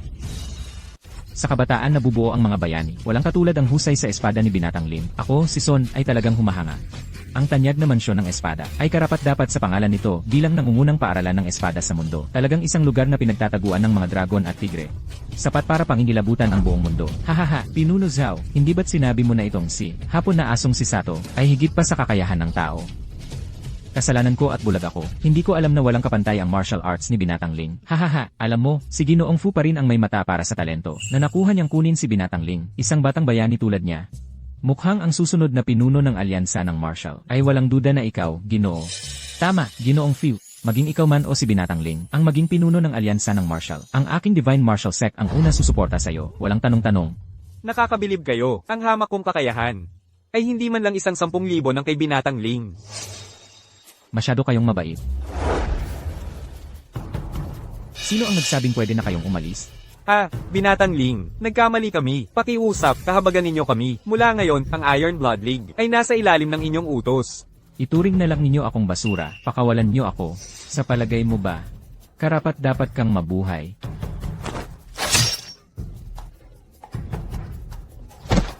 Mabuti, magaling. Mga taksil na nagbenta ng kanilang bansa para sa katanyagan, ay karapat dapat mamatay. Ang daga na yon na nagbenta ng kanyang bansa ay tinapos ni Ling Xiaoxia sa isang tira. Swerte ka lang. Ginoong Fiu, narinig namin na si Binibining Fiu at si Ling Xiaoxia ay nakipagkasundo. Kailan mo kami imbitahin sa piging ng kasal?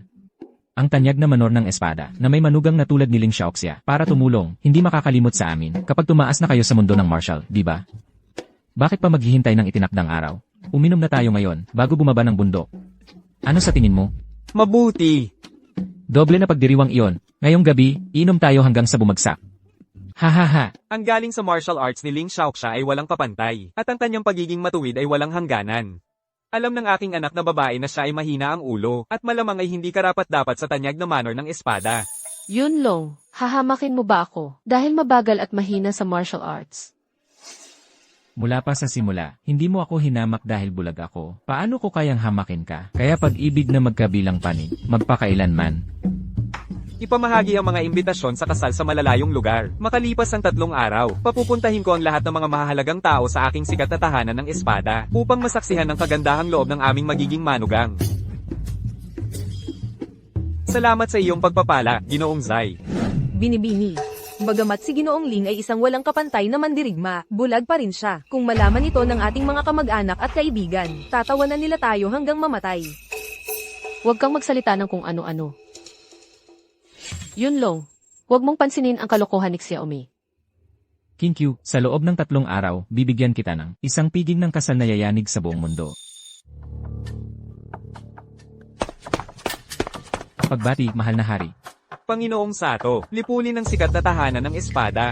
Mahal na hari, sa simula, si Panginoong Sato ay nagwawalis sa sikat na tahanan ng espada. Ngunit biglang, lumitaw ang isang bulag na bantay gabi. Pinatay niya si Panginoong Sato. Ano, isang bulag? Ang bulag na iyon ay, si Ling Yunlong yun. Kuya, Nawala ka ng 3 taon nang walang bakas, at nabulag ka? Dahil nawala na ang iyong paningin. Dapat ay nagtago ka na lang tulad ng daga. Paano ka nang ahas na patayin ng Sword Saint ng Wakountry? Sinira mo ang mga plano ko. Karapat dapat kang mamatay. Nasaan siya ngayon?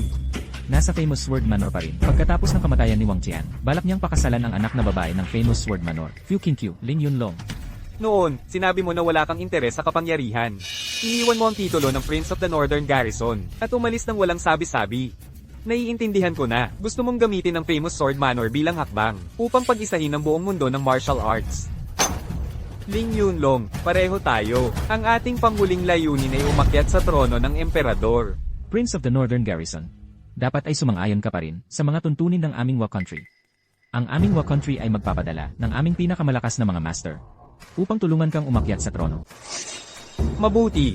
Sumasang-ayon ako sa lahat ng mga tuntunin ng Wakoko. Mabuti. Ang isang matalinong tao ay nakakaalam kung kailan susuko. Si Chen Peiyuan, anak ng punong lungsod ng Jiangcheng, ay isang kilalang playboy. Dapat mong ipaunawa sa kanya na si Fu Qingqiu ng tanyag na manor ng Taibak ng Jiangcheng, ang nag-iisa at tanging kagandahan sa mundo. Sundin ang utos.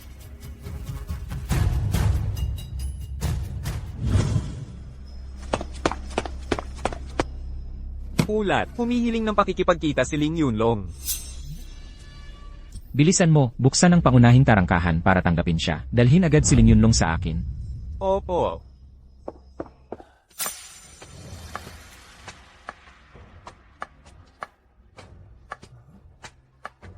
Nagpapakumbaba si Ling Yunlong sa inyong kamahalan. Ling Yunlong, tumayo ka na. Ling Yunlong, 3 taon ka nang nawawala. Nasaan ka ba? Pinahanap kita ng mga gwardyang imperial sa lahat ng dako. Pero wala kang bakas. Ang mga mata mo. Ikaw, ang iyong mga mata, nagdanas ng kapahamakan. At nabulag 3 taon na ang nakalilipas. Noong araw, ang posisyon ng hari ng Northern Garrison ay dapat na sayo. Mahal na hari, si Yunlong ay walang pagnanais sa kapangyarihan o kayamanan, ni hindi ko rin nais na makita ang magkakapatid na mag-awayan. Ang pagpapaubayan nito sa aking nakababatang kapatid na si Ling Yongxiao ay aking sariling desisyon. Higit pa rito, ang yumaong emperador ay nagtalaga sa akin bilang Panginoon ng utos ng parusa. Iyon na mismo ay napakalaking pabor mula sa imperyo. Mabuti. Pumunta ka upang makita kami. Ngayon, may dahilan ba? Mahal na hari, mayroon akong dalawang mahalagang bagay na iuulat sa inyong kamahalan. Magsalita ka. Ang mga makapangyarihang individual mula sa bansa ng Wa ay dumating na lahat sa Great Xia. Malaki ang kanilang ambisyon, malamang na sa loob ng korte, may mga taksil na ministro na tumutulong sa kanila. Pinapakiusapan ko ang inyong kamahalan na maging lubhang maingat. Dapat nating bantayan ang mabangis na ambisyon ng bansa ng Wa. Ipag-uutos namin sa Jinyiwei na imbestigahan ng lubusan. Ang pangalawang bagay ay tungkol sa akin at sa anak na babae ng famous sword manor, si Fu Qingqiu. Nagkaroon kami ng pagmamahalan. Mapagpakumbaba kong hinihiling ang basbas ng inyong kamahalan para sa aming kasal. Kapag ikaw ay formal nang nag-alok ng kasal, ipagkakaloob namin sa iyong nobya ang isang marinal na prosesyon ng kasal. Isang koronang phoenix na hinabing may gintong sinulid at mga perlas mula sa Southern Sea. Titiyakin namin na malaman ng buong mundo na ang aming general ng Northern Garrison ay walang kapantay sa ilalim ng langit.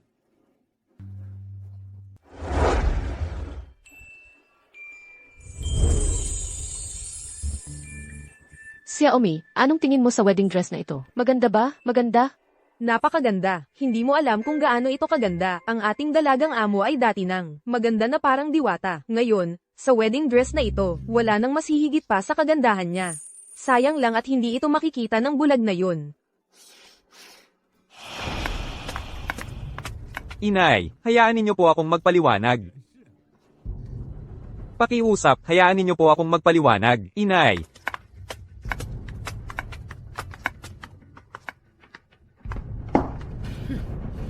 Kung hindi ako naparito, ikaw, walang utang na loob na anak, ay patuloy na maglilihim sa akin hanggang sa ako'y mamatay. Ang sarili mong anak na babae, magpapakasal sa isang hamak at bulag na bantay. Hindi mo ba siya itinatapon? Sa apoy, anong klaseng ama ang gumagawa niyan? Inay, napakagulo ng mundo ng martial nitong mga nakaraang araw. Kaya, tungkol sa kasal ni Qingqiu, hindi kami nagpadala ng kahit sino para ipaalam sa inyo. Gulo. Kahit gaano pa kagulo, hindi natin pwedeng hayaan ang isang bulag na pakasalan, ang aking napakagandang apo. Eksakto, paano pwedeng pakasalan ng dalaga ng pamilyang Fu, ang isang bulag na bantay gabi? Kung lumabas ito, saan pupunta ang reputasyon ng ating famous sword manor? Eksakto, kahit gaano siya kagaling, bulag na bantay gabi pa rin siya. Kaya ba niyang magbigay ng disenteng regalo sa kasal? Palakang nangangarap sa karne ng gansa, dapat tingnan niya ng mabuti ang kanyang sarili. Ang isang bulag ay karapat dapat sa mahal kong anak ng pamilyang Fu. Kung lumabas ito, tatawanan ng mga tao ang sarili nila hanggang mamatay. Inay, si Yunlong at Qingqiu ay nakatakda ng magpakasal simula pa noon. Ngayon, pumasok na siya sa ating famous sword manor. Dapat bigyan mo sila ng iyong basbas. Tahimik. Totoo, ang bulag na ito, ang nagligtas sa ating Qingqiu noon, at siya rin, ang nagligtas sa ating famous sword manor. Pero, hindi ibig sabihin noon na pwedeng pakasalan niya ang ating anak. Kuya, sa palagay ko, ang pagbibigay sa kanya ng ginto at mga supply, kasama ang magandang lupa at isang magandang bahay, ay higit pa sa sapat para mabayaran ang utang na loob. Tama ang second master. Sa nakalipas na 3 taon, binigyan natin siya ng pagkain at damit. Matagal nang nabayaran ang anumang utang na loob. Lola, hindi ko hahayaang pag-usapan yon ng ganyan si Yunlong. Maraming taon na ang nakalipas. 3 taon na ang nakalipas. Iniligtas niya ako. 3 taon ang lumipas. Iniligtas niya ang buong Mingjian Manor. Tagapagligtas natin siya. Mabait ang puso niya, at walang katulad ang kanyang husay sa martial arts. Pinakasalan ko siya, hindi lang dahil sa utang na loob. Mahal ko talaga siya. Qingqiu, para lang ito sa ikabubuti mo. Hindi mo ba naiintindihan ang aming mabuting hangarin? Kung pakakasalan mo ang bulag na yon, hindi ka magiging masaya kailanman. Habang ako'y buhay, hindi ako papayag sa kasalang ito. Sinasabi mo bang dahil lang sa kaunting utang na loob, dapat ang ating binibini ay gugulin ang buong buhay niya sa pagbabayad ng utang? Binibini, hindi mo ba alam kung ano ang kahulugan ng pag-aasawa para sa isang babaeng tulad natin? Nagiging tanga ang tatay mo. Qingqiu, huwag mong sundin ang kahibangan ng tatay mo. Makinig ka sa iyong tiyuhin. Huwag mong pakasalan ang walang kwentang bulag na tanga. Ina! Tama na. Ngayon, si Chen Fei Yuan, anak ng City Lord ng Jiangcheng, nagpadala na ng kasunduan sa pag-aasawa sa pamilyang Fu. Handa siyang pakasalan ang ating Qingqiu. Pinagbigyan ko na sila. Ano? Ginang, tinanggap mo ang kasunduan sa pagpapakasal. Para kay Chen Fiyuan, ang anak ng punong lungsod ng Jiangcheng. Oo, Tinanggap ko ang kasunduan sa pagpapakasal para kay Chen Fei Yuan, ang anak ng punong lungsod ng Jiangcheng. Narinig mo na ba ang titulong? Anak ng punong lungsod ng Jiangcheng. Ano ang kanyang estado? Ano ang kanyang posisyon? Paano mo maihahambing ang isang hamak, bulag na bantay gabi na tulad mo, sa kanya? Kung pag-uusapan natin ang estado at posisyon, ang anak ng punong lungsod ng Jiangcheng ay hindi karapat-dapat maglinis ng sapatos ko. Tingnan mo ang kaiyahiyang bagay na ito. Ito ba ang napili mong asawa para kay Chinkyu? Walang galang, walang utang na loob. Nangangahas pa siyang sabihin, sa harapan ko mismo, na ang anak ng punong lungsod ay hindi karapat-dapat maglinis ng kanyang sapatos. Nagsasalita ng katarantaduhan, para na siyang humihingi ng kamatayan. Ikaw, isang hamak, bulag na bantay gabi, may kapal ng mukhang magsabi ng ganyan, sa harapan ng ginang. Sa ngayon, siya ay isang bantay gabi lamang, dito sa aming tanyag na lupain ng espada. Siya ang pinakamababa sa mga alipin. Sino ang ginang? Siya ang pinuno ng aming tanyag na lupain ng espada. Lumuhod ka at magbigay galang agad. Maliban sa kasalukuyang pinuno, walang sinuman ang karapat-dapat tumanggap ng ganoong kadakilang pagpupugay mula sa akin, Siling Yunlong. Bulag kang gago, at hanggang ngayon, ang lakas pa ng loob mong magmalaki. Bulag, hindi ka naman tanga. Alam mo ito ang tanging pagkakataon mo sa buhay, upang maparangalan ang iyong mga ninuno, HMP. Kaya ikaw ang nagiging makatwiran. Kung makapit sa katotohanang ikaw ang nagligtas sa aking apo, at ayaw bumitaw, dahil may narito na nagmamakaawa, bigyan mo siya ng kaunting pilak, paalisin mo na, para hindi siya mapahiya dito. Bulag kang gago. Narito ang 100 tail na ginto, kunin mo at umalis ka na rito. Ang biyaya ng pagliligtas ng buhay ay parang muling pagsilang. Paano ito mababayaran ng pera lamang?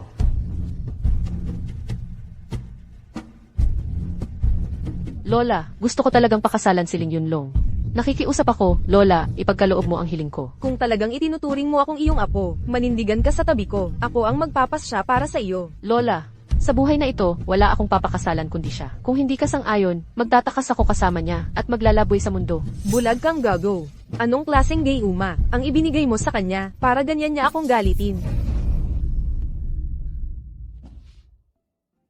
Sa isang asawa na tulad niya, ano pa ang hihilingin ko?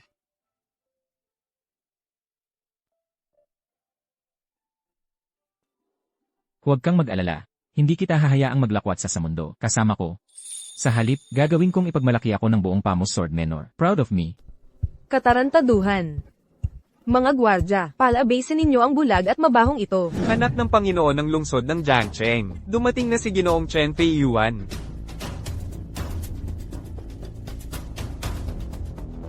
Narito na si Ginoong Chen.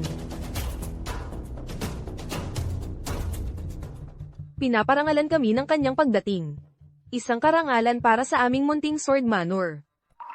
Ito ang iyong anak na babae, si Fu Qingqiu. Tunay nga namang isang kagandahang makapagpapabagsak ng kaharian. Tunay ngang umaayon sa reputasyon. At ito naman ay, Nobyo ko po siya. kasalukuyan pa lang kaming nakatakda, hindi pa kami ikinasal. Ang aming matriarka, paano niya maaaring ipakasal ang aming minamahal na anak sa isang bulag na tulad niya? Tama, ang isang babaeng may walang katulad na kagandahan tulad ni Fu Qingqiu, paano siya maaaring itambal sa isang karaniwang bulag lamang? Eksakto. Tanging ang isang anak ng isang marangal at prestihiyosong pamilya tulad ni Ginoong Chen, ang karapat-dapat sa isang kagandahan tulad ng aking apo.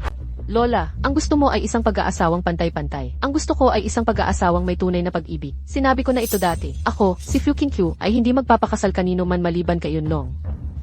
Walang utang na loob na babae ka. Tinatanggihan mo ang mga lalaking napakayaman. Mga lalaking may kapangyarihan at impluensya. Ikaw ang magiging sanhi ng aking kamatayan.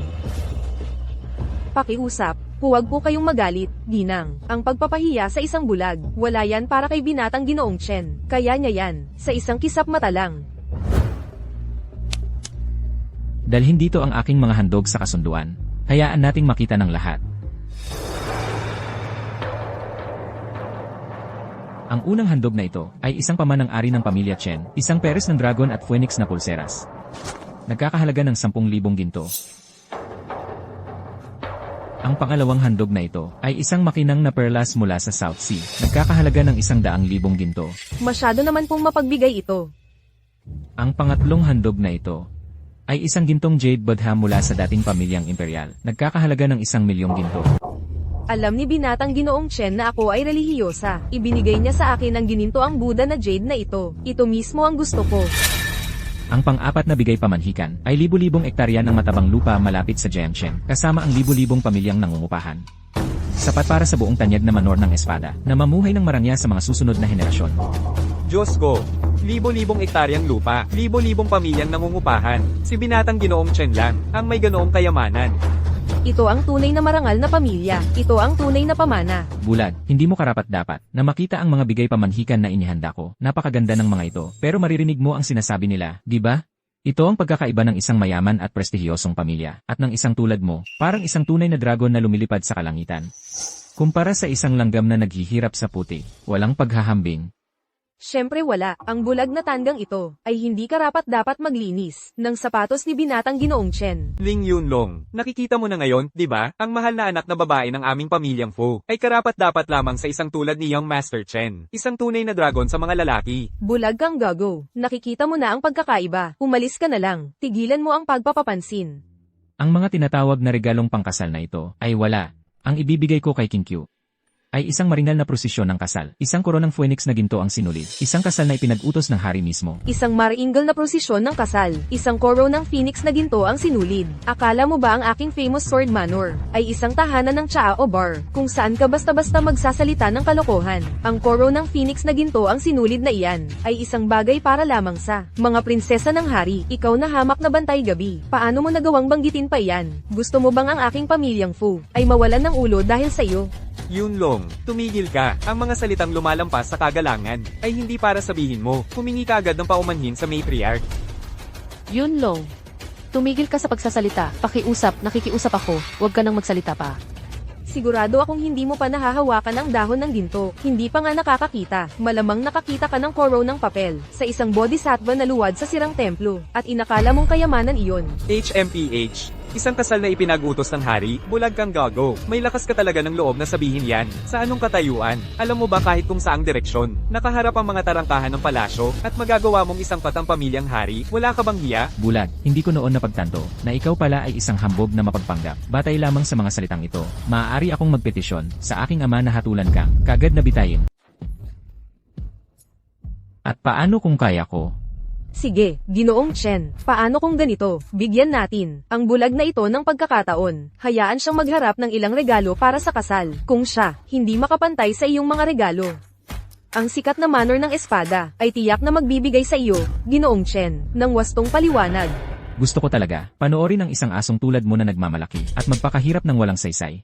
Yunlong, ang punong lungsod ng Jiangchen, hindi siya ang taong maaari mong awayin. Kung magpapatuloy ito, kahit ako ay hindi na makakaprotekta sa iyo. King Q. Kanina, ikaw, tinawag mo akong iyong nobyo, sa harap ng lahat. Kaya bilang iyong nobyo, dapat kong ibigay sa iyo ang isang kasal na walang katulad. Saan ka kukuha ng isang maraingal na prosesyon ng kasal? Isang koro ng phoenix na hinabang may gintong sinulid, at isang utos ng hari. Tigilan mo ang pangarap. Kung sinasabi kong meron ako, Ay meron na ako. totoong baliw ang lalaking ito. Ikaw, Array, kahit patayin mo ako, hindi ako naniniwala. Ang marangal at mahalagang katawan ni King Q, ang walang kwentang basurang ito, ay hindi karapat-dapat sa kanya. Putang inang bulag ka. Sinira mo ang gintong Jade Buddha na ibinigay sa akin ni Ginoong Chen. Baliw ka, bulag ka at baliw ka. Tingnan mo ang gintong Jade Buddha na ito. Nagkakahalaga ito ng milyong ginto. Walang ingat kang gago. Putang inang bulag ka. Wala ka ng pakialam ngayon. Inay, nanggugulo lang siya rito.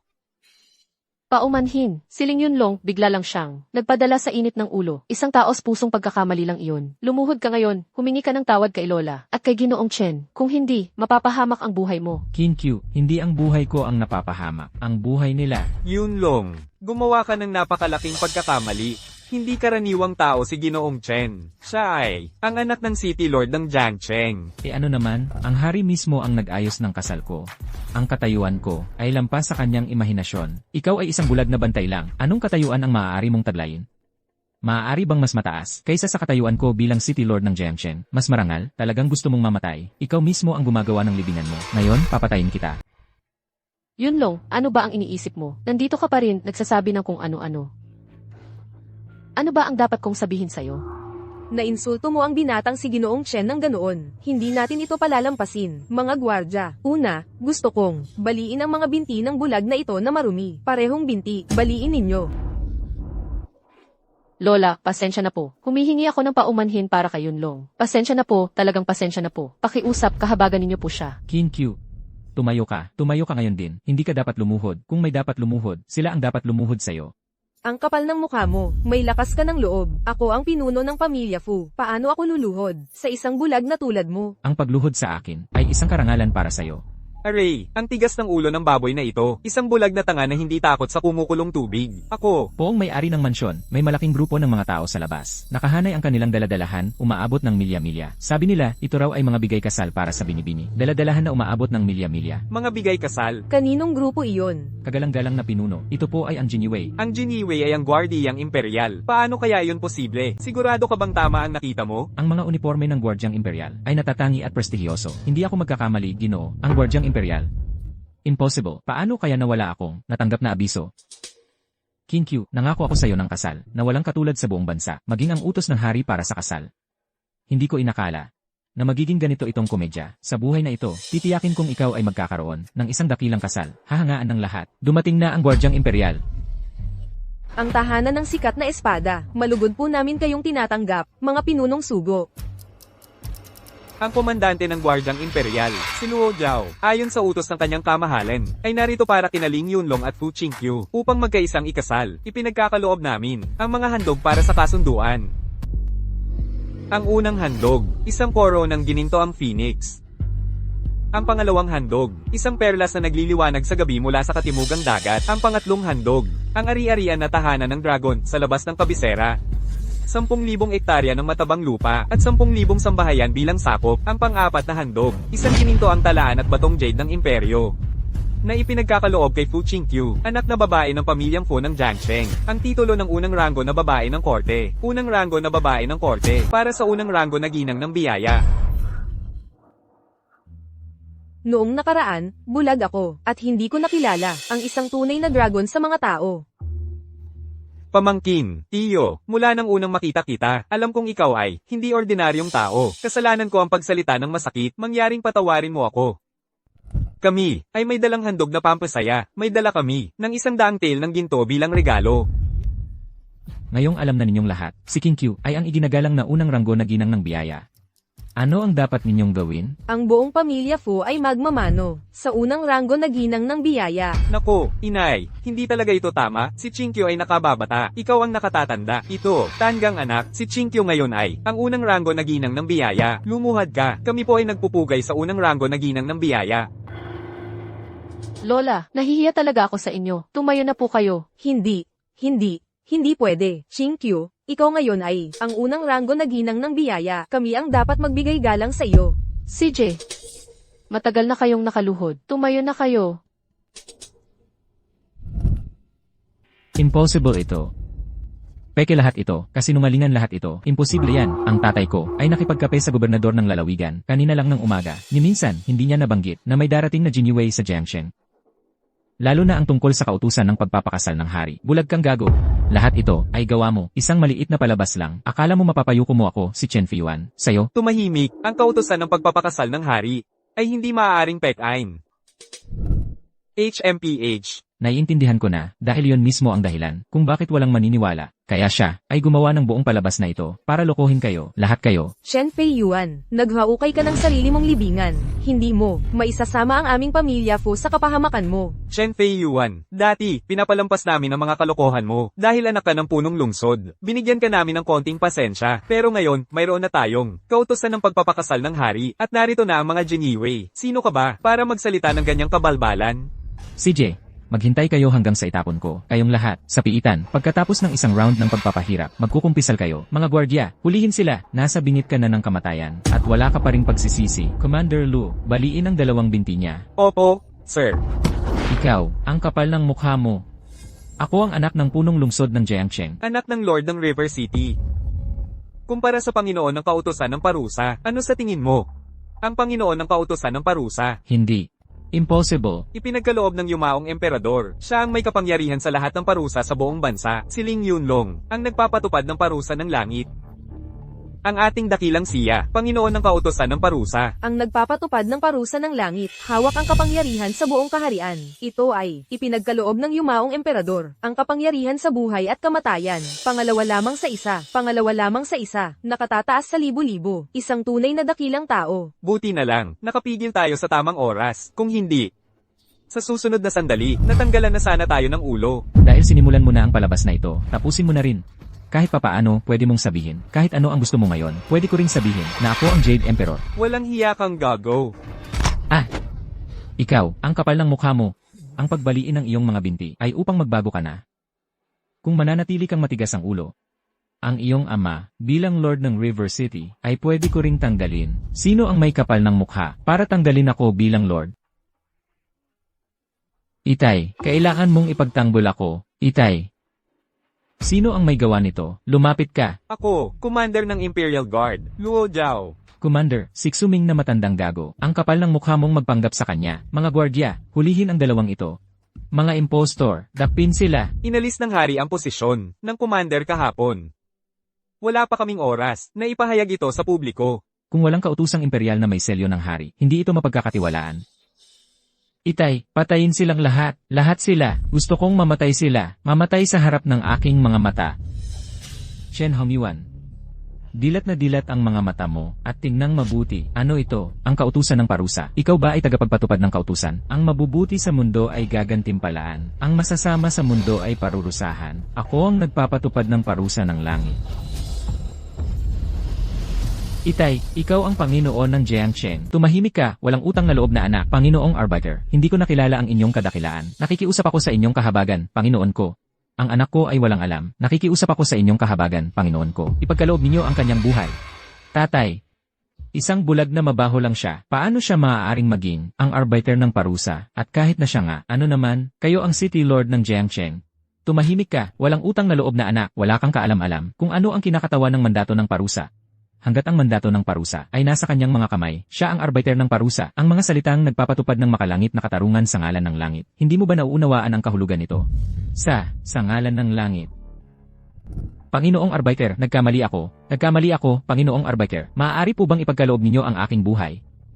Panginoong arbiter, ang mababang opisyal na ito ay handang magkaloob ng lahat ng aking ari-arian sa estado. Nakikiusap ako sa inyong kahabagan, Panginoong arbiter. Mangyaring mag-iwan ng daan ng kaligtasan para sa aking anak kahit ang City Lord ng Jiangcheng. Ay nakaluhod, nagmamakaawa, ang arbiter ng parusang ito, ay tunay na may napakalaking kapangyarihan. Buti na lang hindi tayo nagpatuloy ng away kanina. Kung hindi, tayo ang maglulukso hanggang sa damyugo ang mga tuhod. Sabi nila ang City Lord ay may malaking kapangyarihan at mataas na posisyon na kayang takpan ng langit ng isang kamay. Ngunit sa harap ni Ling Yunlong, hindi siya katumbas ng isang langgam. Kaya niyang utusan ang Jiniwei. Sa wakas, mayroon pala siyang ang punishment decree ng yumaong emperador. Hindi kami karapat-dapat sa kanyang piling. 30 taon sa mundo ng martial arts. At ngayon ko lang naunawaan kung ano ang tunay na kapangyarihan. Yunlong. Kaya nung sinabi mo, higit sa lahat, ang ibig mong sabihin pala ay pagpapatirapan ng mga makapangyarihan. Manugang, nagpakita ng kawalang galang si Xiaomei. Kanina, pakiusap, huwag mo sanang isipin. Magsalita ka ng kaunti mula ngayon, walang nag-iisip na pipi ka. Natatakot ka na ngayon, ha? May lakas ka pa ng loob na magpasikat sa harap ng Decree Master. Hindi ako maglakas loob. Sumpain ka, walang utang na loob na anak, ang buong pamilya Chen ay mapapahamak dahil sa'yo. Master ng Punishment Decree, ang iyong hamak na lingkod ay handang, magpakailanman, na maglingkod sa'yo ng parang baka o kabayo. Nakikiusap ako sa iyong awa. Kaawaan mo ako. Ang batas ay walang awa. Nabigo kang disiplinahin ang iyong anak. Pinabayaan mo si Chen Fiyuan na apihin ang mga karaniwang tao, nag-aastang mayabang at mapanil. Mula sa araw na ito, inaalis sa iyo ang iyong posisyon bilang City Lord ng Jiangcheng. Chen Fiyuan, kasuklam-suklam ang iyong mga kasalanan. Dalhin siya kaagad sa bilangguan ng Jiniwei. Kapag lubusan ng naimbestigahan ang kanyang mga kasalanan, isang ulat ay ipadadala sa hari para sa paghatol. Humingi ng hatol ng hari. Opo, dalhin si Chen Feiyuan. Ihagis siya sa bilangguan. Tatay, sagipin mo ako. Tatay, ayokong mamatay. Tatay, dalhin din si Chen Hongyuan. Opo. Umalis kayo. Qin Q. Sinabi kong ibibigay ko sa'yo, isang kasal na walang katulad. Ibig sabihin noon ay humingi ng basbas ng hari para sa ating kasal. Hindi ko inasahan na magiging isang malaking kahihiyan ito. Ang lalaking pinili ko, si Fu Qingqiu, ay dapat isang dragon sa gitna ng mga tao. Bukas na ang kasal. Mahabang buhay at masayang pagsasama, at magkaanak kayo agad. Ang utak sa likod ng lahat ng ito ay malapit nang magpakita ng kanyang tunay na kulay. Ano ang sinabi mo? Ang kapatid kong lalaki, si Ling Yunlong, sa Fu Family Estate sa Jiangcheng, ay nagpakita ng punishment order. Totoo talaga yon. Nakatago ako sa mga anino. Nakita ko ito ng sarili kong mga mata. Alam kong siya, si Ling Yunlong, ay may masamang balak. Noon, kusang loob niyang, ibinigay sa akin ang titulong prinsipe ng Hilagang Hangganan. Ginawa niya, ang ilusyon na walang interes sa kapangyarihan. Pero sa totoo lang, nakakuha siya ng posisyong mas mataas pa kaysa sa prinsipe ng Hilagang Hangganan, ang Panginoon ng Pautosang Parusa. Ang inyong kamahalan, prinsipe ng Hilagang Hangganan, ang monarka ng Daxia, ay inililipat kayo sa Hilagang Hangganan. May masamang hangarin siya. Dapat tayong kumilos agad. Kung hindi, ang pangarap mong maging emperador ay mawawasak ng iyong kapatid. Ayos lang. Hindi niya masisira ang aking dakilang plano. Sa huli, siya ngayon ay isang bulag na tao na lang. Anong silbi pa niya? Gayunpaman, hindi ka naman nagkakamali. Ipasa ang aking utos. Narito po. Lahat ng lihim na ahente at mandirigma mula Wa ay dapat kumilos. Bukas sa tanghali, paligiran ng imperial na lungsod. Papanumpain ko ang monarka na sumulat ng isang pautusan gamit ang kanyang sariling kamay na isusuko ang trono sa akin. Nauunawaan.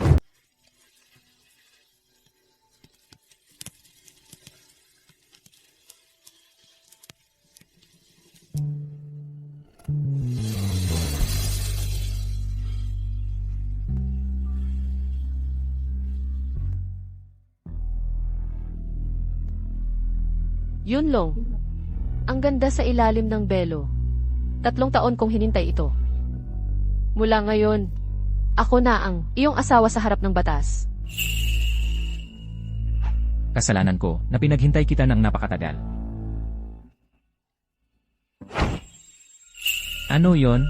Commander, ulat po. Ang prinsipe ng Shenbei ay lihim na nagpalipat ng piling mga tropa mula sa Hilagang Hangganan. Nakalusot na sila sa daanan. Nakahanda na sila sa ilalim ng kabisera. Higit pa rito, marami sa kanila ay mga mandirigma mula sa Wu. Sila ay malamang nagnanais na saktan ng hari. Anong mga tropa ang kanyang inilipat? Ang Yin Mountain Wolf Cavalry o ang Mobi Iron Guard? Commander, ito po ay ang hukbo ng mga anino. Lihim na sinanay ng palasyo ng prinsipe ng Shenbei. Ang namumuno sa kanila ay ang pinakamahusay na mandirigma ng Wu, si Miyamoto Taro. Ling Yongxiao. Hindi ko inakalang ganito kalaki ang ambisyon mo. Kahit na prinsipe ka ng Zenbei, hindi ka pa rin nasisiyahan. Gusto mo palang maging hari. Yunlong, ano nang nangyayari? 3 taon na ang nakalipas. Ang aking ama ay namatay sa labanan. Ang titulong Prince of Zenbei ay dapat na sa akin. Pero ako, ay alam kong ang aking nakababatang kapatid ay naghahangad ng kapangyarihan at karangalan. Upang maiwasan ang hidwaan sa pamilya, ibinigay ko ang titulo sa kanya. Pagkatapos, naglibot ako sa iba't ibang lugar. At napunta sa famous Sword Manor. Ako ay naging isang bantay gabi. Ang iyong kapatid ay gustong maging hari. Akala ko, pagkatapos siyang gawing Prince of Zenbei, ay masisiyahan na siya. Sino ang mag-akala na lalo lamang nitong pinalakas ang kanyang ambisyon? Gusto pa niyang patalsikin ang hari at kunin ang kanyang pwesto. Hindi ko hahayaang magtagumpay ang kanyang balak. Sa aking utos, magtipon sa Royal City. Oo.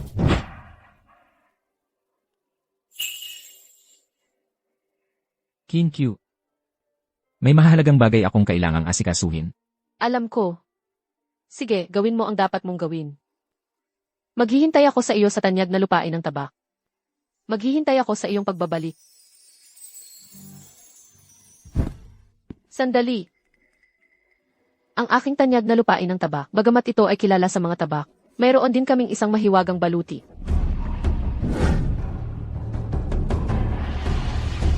Ang mahiwagang baluting ito ay ang pinakamamahal na pamana ng aming tanyag na lupain ng tabak, ang baluti ng ungol ng dragon. Kapag isinuot mo ito, magiging ligtas ka sa mga tabak at palaso.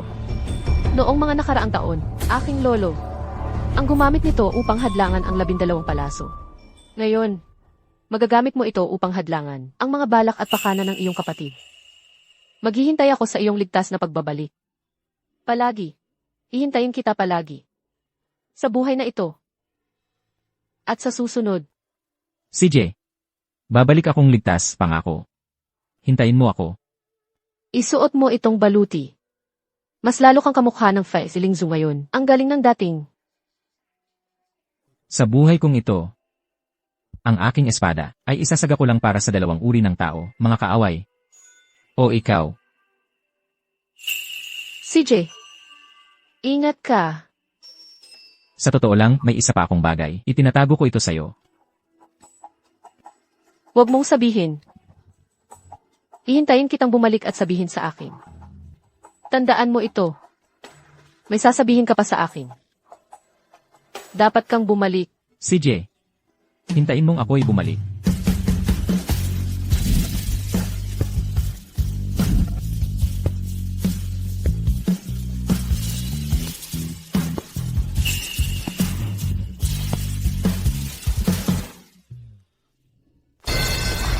Sino yan?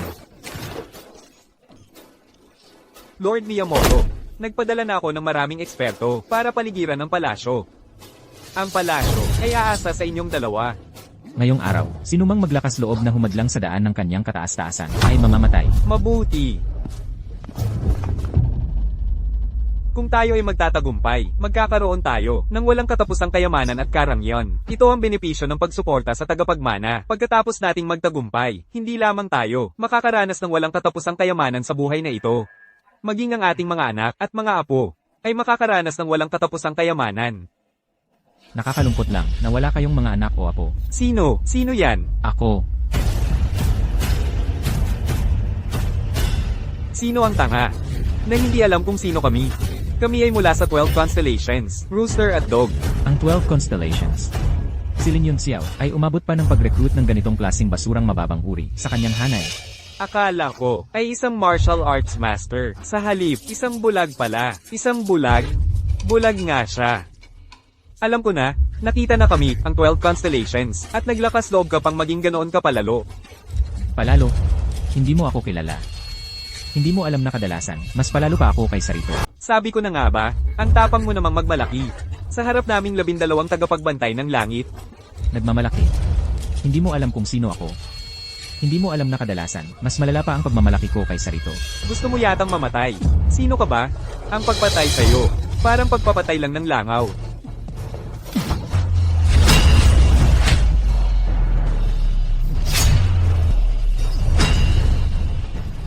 Paano naging ganito kalakas? Ang lakas ng taong ito, naubos ang lakas ko dahil sa kanya.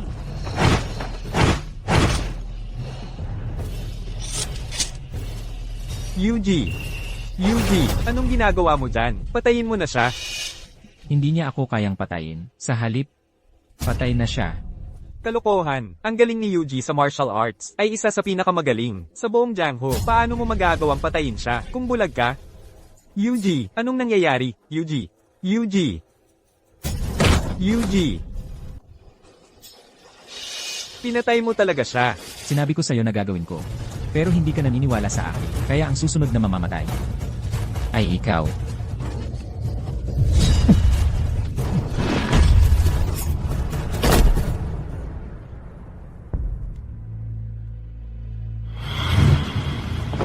Shenbei Wang, Ling Yunxiao, nagpupugay sa inyong kamahalan. Zenbei Wang. Hindi ba't inutusan kita na maggarison sa hilagang hangganan? Bakit ka biglang bumalik? Nanganganib ang buhay ko sa pagsasalita, mahal na hari. Ang aking kapatid, si Ling Yunlong, ay lihim na nag-imbak ng isang token ng parusa sa isang walang ingat na pagtatangkang ibagsak. Ang mismong pundasyon ng Daksha. Katawa-tawa. Muntik na niyang ibuwis ang buhay para protektahan ako. Buong puso siyang naglingkod sa Daksha. Mamamatay siya para sa kaharian nito. Paano niya ito maaaring ipagkanulo? Higit pa rito, ang kanyang token ng parusa ay ipinagkaloob ng yumaong emperador. Hindi ito lihim na inimbak. Nakikiusap ako sa inyong kamahalan na maglabas agad ng kautusan upang ipapatay si Ling Yunlong sa pamamagitan ng libong hiwa. Prinsipe ng Hilaga, ano ang ibig mong sabihin? Ipinapahiwatig mo bang ako, ang emperador, ay dapat, batay lamang sa iyong salita, ay walang habas na papatay sa mismong mga haligi ng estado? Mahal na hari, pinakamabuti kung susundin mo ang sinasabi ng prinsipe na ito. Ling Yunxiao, ano ang balak mong gawin? Mahal na hari, ang gusto kong gawin ngayon. Hindi ba halata? Gusto ng prinsipe na ito ang iyong trono upang maghari sa lahat sa ilalim ng langit. Ikaw na ang pinakamataas na pinuno. Nais mo pang agawin ang trono. Monarka ng dakilang Xia. Lahat ng gwardiya sa palasyo ay naalis na. Ipinapayo ko sa iyo na sundin ang utos ng prinsipe ng Hilaga. Kung hindi, ang katana kong ito ay madudumihan ng dugo ng monarka ng dakilang siya. Ling Yongxiao, ikaw, miyembro ng maharlikang angka ng dakilang siya, ay nakikipagsabuatan sa mga dayuhan at nagtaksil sa iyong mga ninuno. Mga ninuno, makakakuha ba sila ng pagkakataon ko sa trono? At saka, ang ginto, pilak at mga probisyon mula sa mga wa ay mas nakikita at nahahawakan kaysa sa mga altar ng mga ninuno. Nakalimutan mo na ba ang matinding galit sa pagitan ng dakilang siya at ng bansang wa? Nakalimutan mo na ba kung paano namatay ang marami sa ating mga general? Nakalimutan mo na ba ang mga utang na dugo ng mga wa? Ang kanilang buhay ay kanila, ang kanilang sama ng loob ay kanila. Tanging ang aking buhay, ang aking sarili. Nakipagkasundo na ako sa mga wo at nagkasundo na. Basta ibigay mo sa akin ang trono. Ibibigay ko ang teritoryo sa Great Wo Kingdom at magpapakita ng katapatan. Mula ngayon, ang pinuno ng Great Wo ang magiging aking hari. Ikaw, para makuha ang posisyong ito, handang ipagkanulo ang dangal ng iyong bansa at maging isang puppet emperor. Paano mo mapapayapa ang ating mga ninuno? Mapayapa, kung buhay pa sila. Marahil gusto nilang matikman kung ano ang pakiramdam ng maging pinuno. Pinuno ng Great Siya. Agad, maglabas ng kautusan ng pagbibitiw. Kung hindi, ngayong araw, tiyak na mamamatay ka. Ling Yongxiao, akala mo ba? Sa pagsuko sa mga wo, mapapanatili mo ang iyong trono. Ang mga wo, ituturing ka nilang parang aso. Maging aso mo ako, ang pinakamalakas. Pirmahan mo na ang atas ng pagbibitiw sa trono. Kung hindi, ipinturahan ko ang kwartong ito ng dugo mo. Nararamdaman ko ang isang malakas na hangarin na pumatay. Mukhang. Nandito na si Ling Yunlong. Ano? Lahat ng mga elite ay hindi siya napigilan?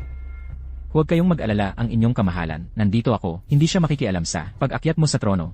Bilisin mo, umalis ka na. Wala pa tayong nakukuhang atas. Kailangan mong pigilan siya. Lanan.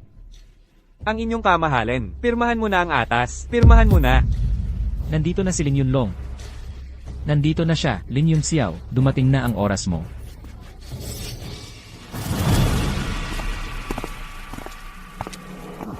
Ling Yunlong, ang tunay na prinsipe ng hilagang hangganan. Sa wakas, dumating ka na, mga tao ng Wu. Siya ba ang number 1 na sword saint ng Wu? Gong Bentaro. Tama, bagamat hindi mo nakikita, Ginoong Ling Yunlong, ang iyong pandinig ay first class. Ling Yunlong, pambihira ang iyong lakas, ang aking dakilang Wu ay nangangailangan ng isang makapangyarihang tulad mo. Paano kung makipagtulungan ka sa aming dakilang Wu? Itigil mo na ang paglilingkod sa mga naghihinalo at sa isang bansang tiyak na babagsak pa. Kayong mga taga-Wu, wala kayong kahit anong pagpapahalaga sa tamang asal, hustisya, integridad o kahihiyan. Ako, si Ling Yunlong, ay walang interes dyan. Basta tumango ka lamang.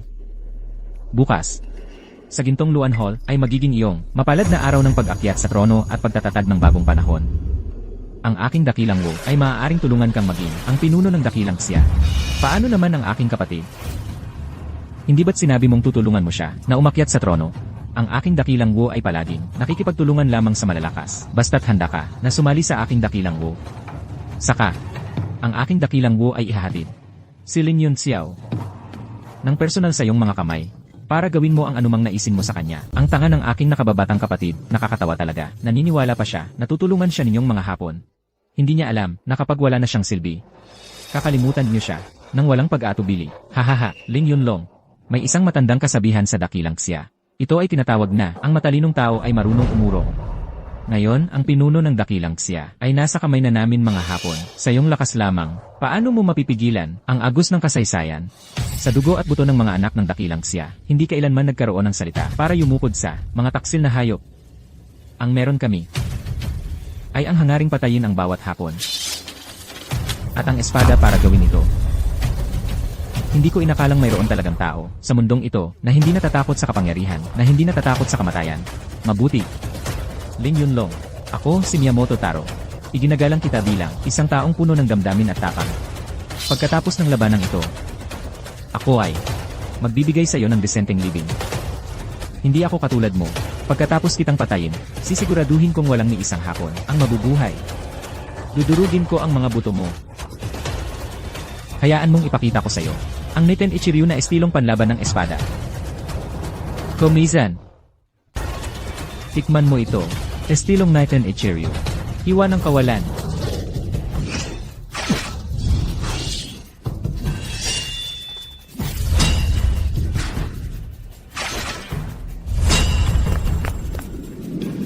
Yun na lang ba ang kaya mo?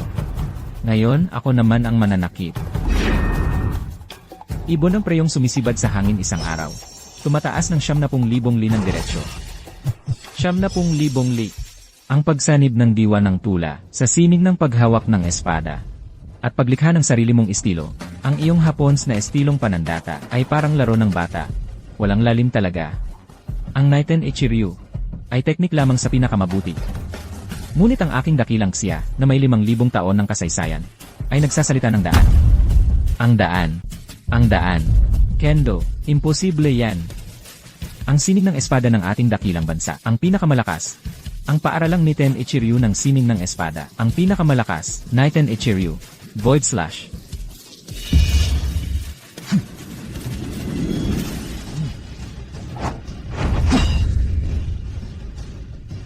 Alalahanin ang matayog na pangarap ng kabataan, na minsang nagnanasang maging pinakamagaling sa ilalim ng langit.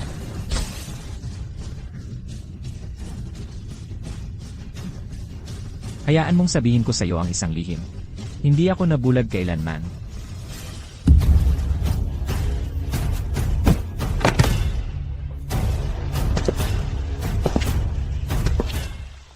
Mahal na hari, kung hindi mo pipirmahan ang atas ngayon, huwag mong sisihin ang espadang ito sa aking kamay. Lin Yun Xiao. Ihulog mo ang espadang iyan.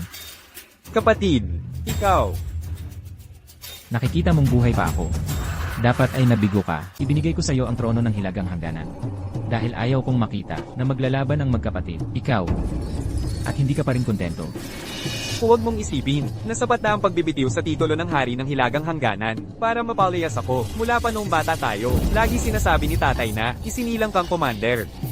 Sa kanyang huling hininga, sinabi ni inay na protektahan mo ako. Pero sino ba ang nagmalasakit sa akin? Ngayon, narito ka. Nagpapanggap na kuya ko? Sinabi sa akin ng ating mga magulang na protektahan ang aking kapamilya, hindi isang taksil na nakikipagsabuatan sa kaaway at nagtataksil sa ating bansa. Tignan mo ang sarili mo, ano na ang nangyari sa'yo? Itinutok mo ang espada sa pinuno, naglilingkod sa mga wan na parang aso. Nakalimutan mo bang ikaw ay isang ling? Ha ha ha. Ang karangalan ng angka ng ling ay nakasalalay sa'yo. Hindi sa akin. Kung may lakas ka para tiisin ang dinanas ko. Natutulog sa niebe sa taglamig. Nagpapatrolya sa hangganan sa tag-araw. Sino ang maglakas loob na hamakin ka? Bakit hindi mo patunayan ang sarili mo? Ngayon, ipinagpapalit mo ang ating bansa para sa proteksyon ng mga wa. Daksha. Lahat ng pag-uusap tungkol sa Daksha ay paraan mo lang para tapakan ako, para umangat ka. Malapit na akong maging pinuno. At ngayon, narito ka, para sirain ang lahat para sa akin. Nasa iyo na ang lahat. Bakit hindi mo na lang ako pabayaan? Hindi ko kailanman nais na makipagkumpetensya sa'yo. Ngunit nais mong ipagpalit ang lupain ng Daxia para sa trono. Ngayong araw, sa pamamagitan ng espadang ito, lilinisin ko ang angkan ng ling. Sa mga taksil nito. Ikaw, hindi ka bulag. Nagkukunwari ka lang. Ha ha ha. Nagkukunwari kang bulag. Kapatid, ang iyong mga pakana ay hindi kakaunti sa akin. Ginawa ko yon para imbestigahan ang pagpatay sa dating emperador. Kaya naglibot ako sa mundo na nagpapanggap na bulag. Ha ha ha. Hindi mo na kailangan pang mag-imbestiga. Ang dating emperador ay pinatay ko rin. Dahil ako ay mula sa Star Palace, ang pinuno ng 12 bituin, si Zishu. Gamit ang kapangyarihan ng mga bituin. Lin Yun Xiao, nagsasanay ka ng mga sining ng demonyo. Tumahimik ka. Patayin ko muna siya. Saka kita aasikasuhin.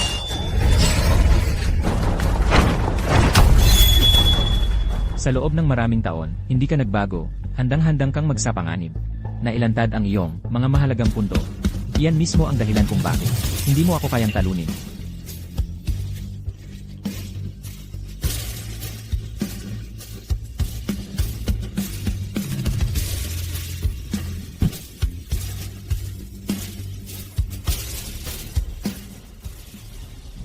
Ang inyong kamahalan, pinatay ni Ling Yunlong ang taksil sa lugar mismo.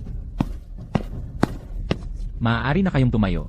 Magaling ang ginawa mo. Sa ngayon, ang milyon-milyong hukbo ng Wu Kingdom ay nasa ating pampang, nakapaligid sa Great Xia. Ang Great Xia ay nasa matinding panganib. Ang inyong kamahalan, si Ling Yunlong, ay handang ipaglaban ang kaharian. At ialay ang kanyang buhay para rito. Mabuti.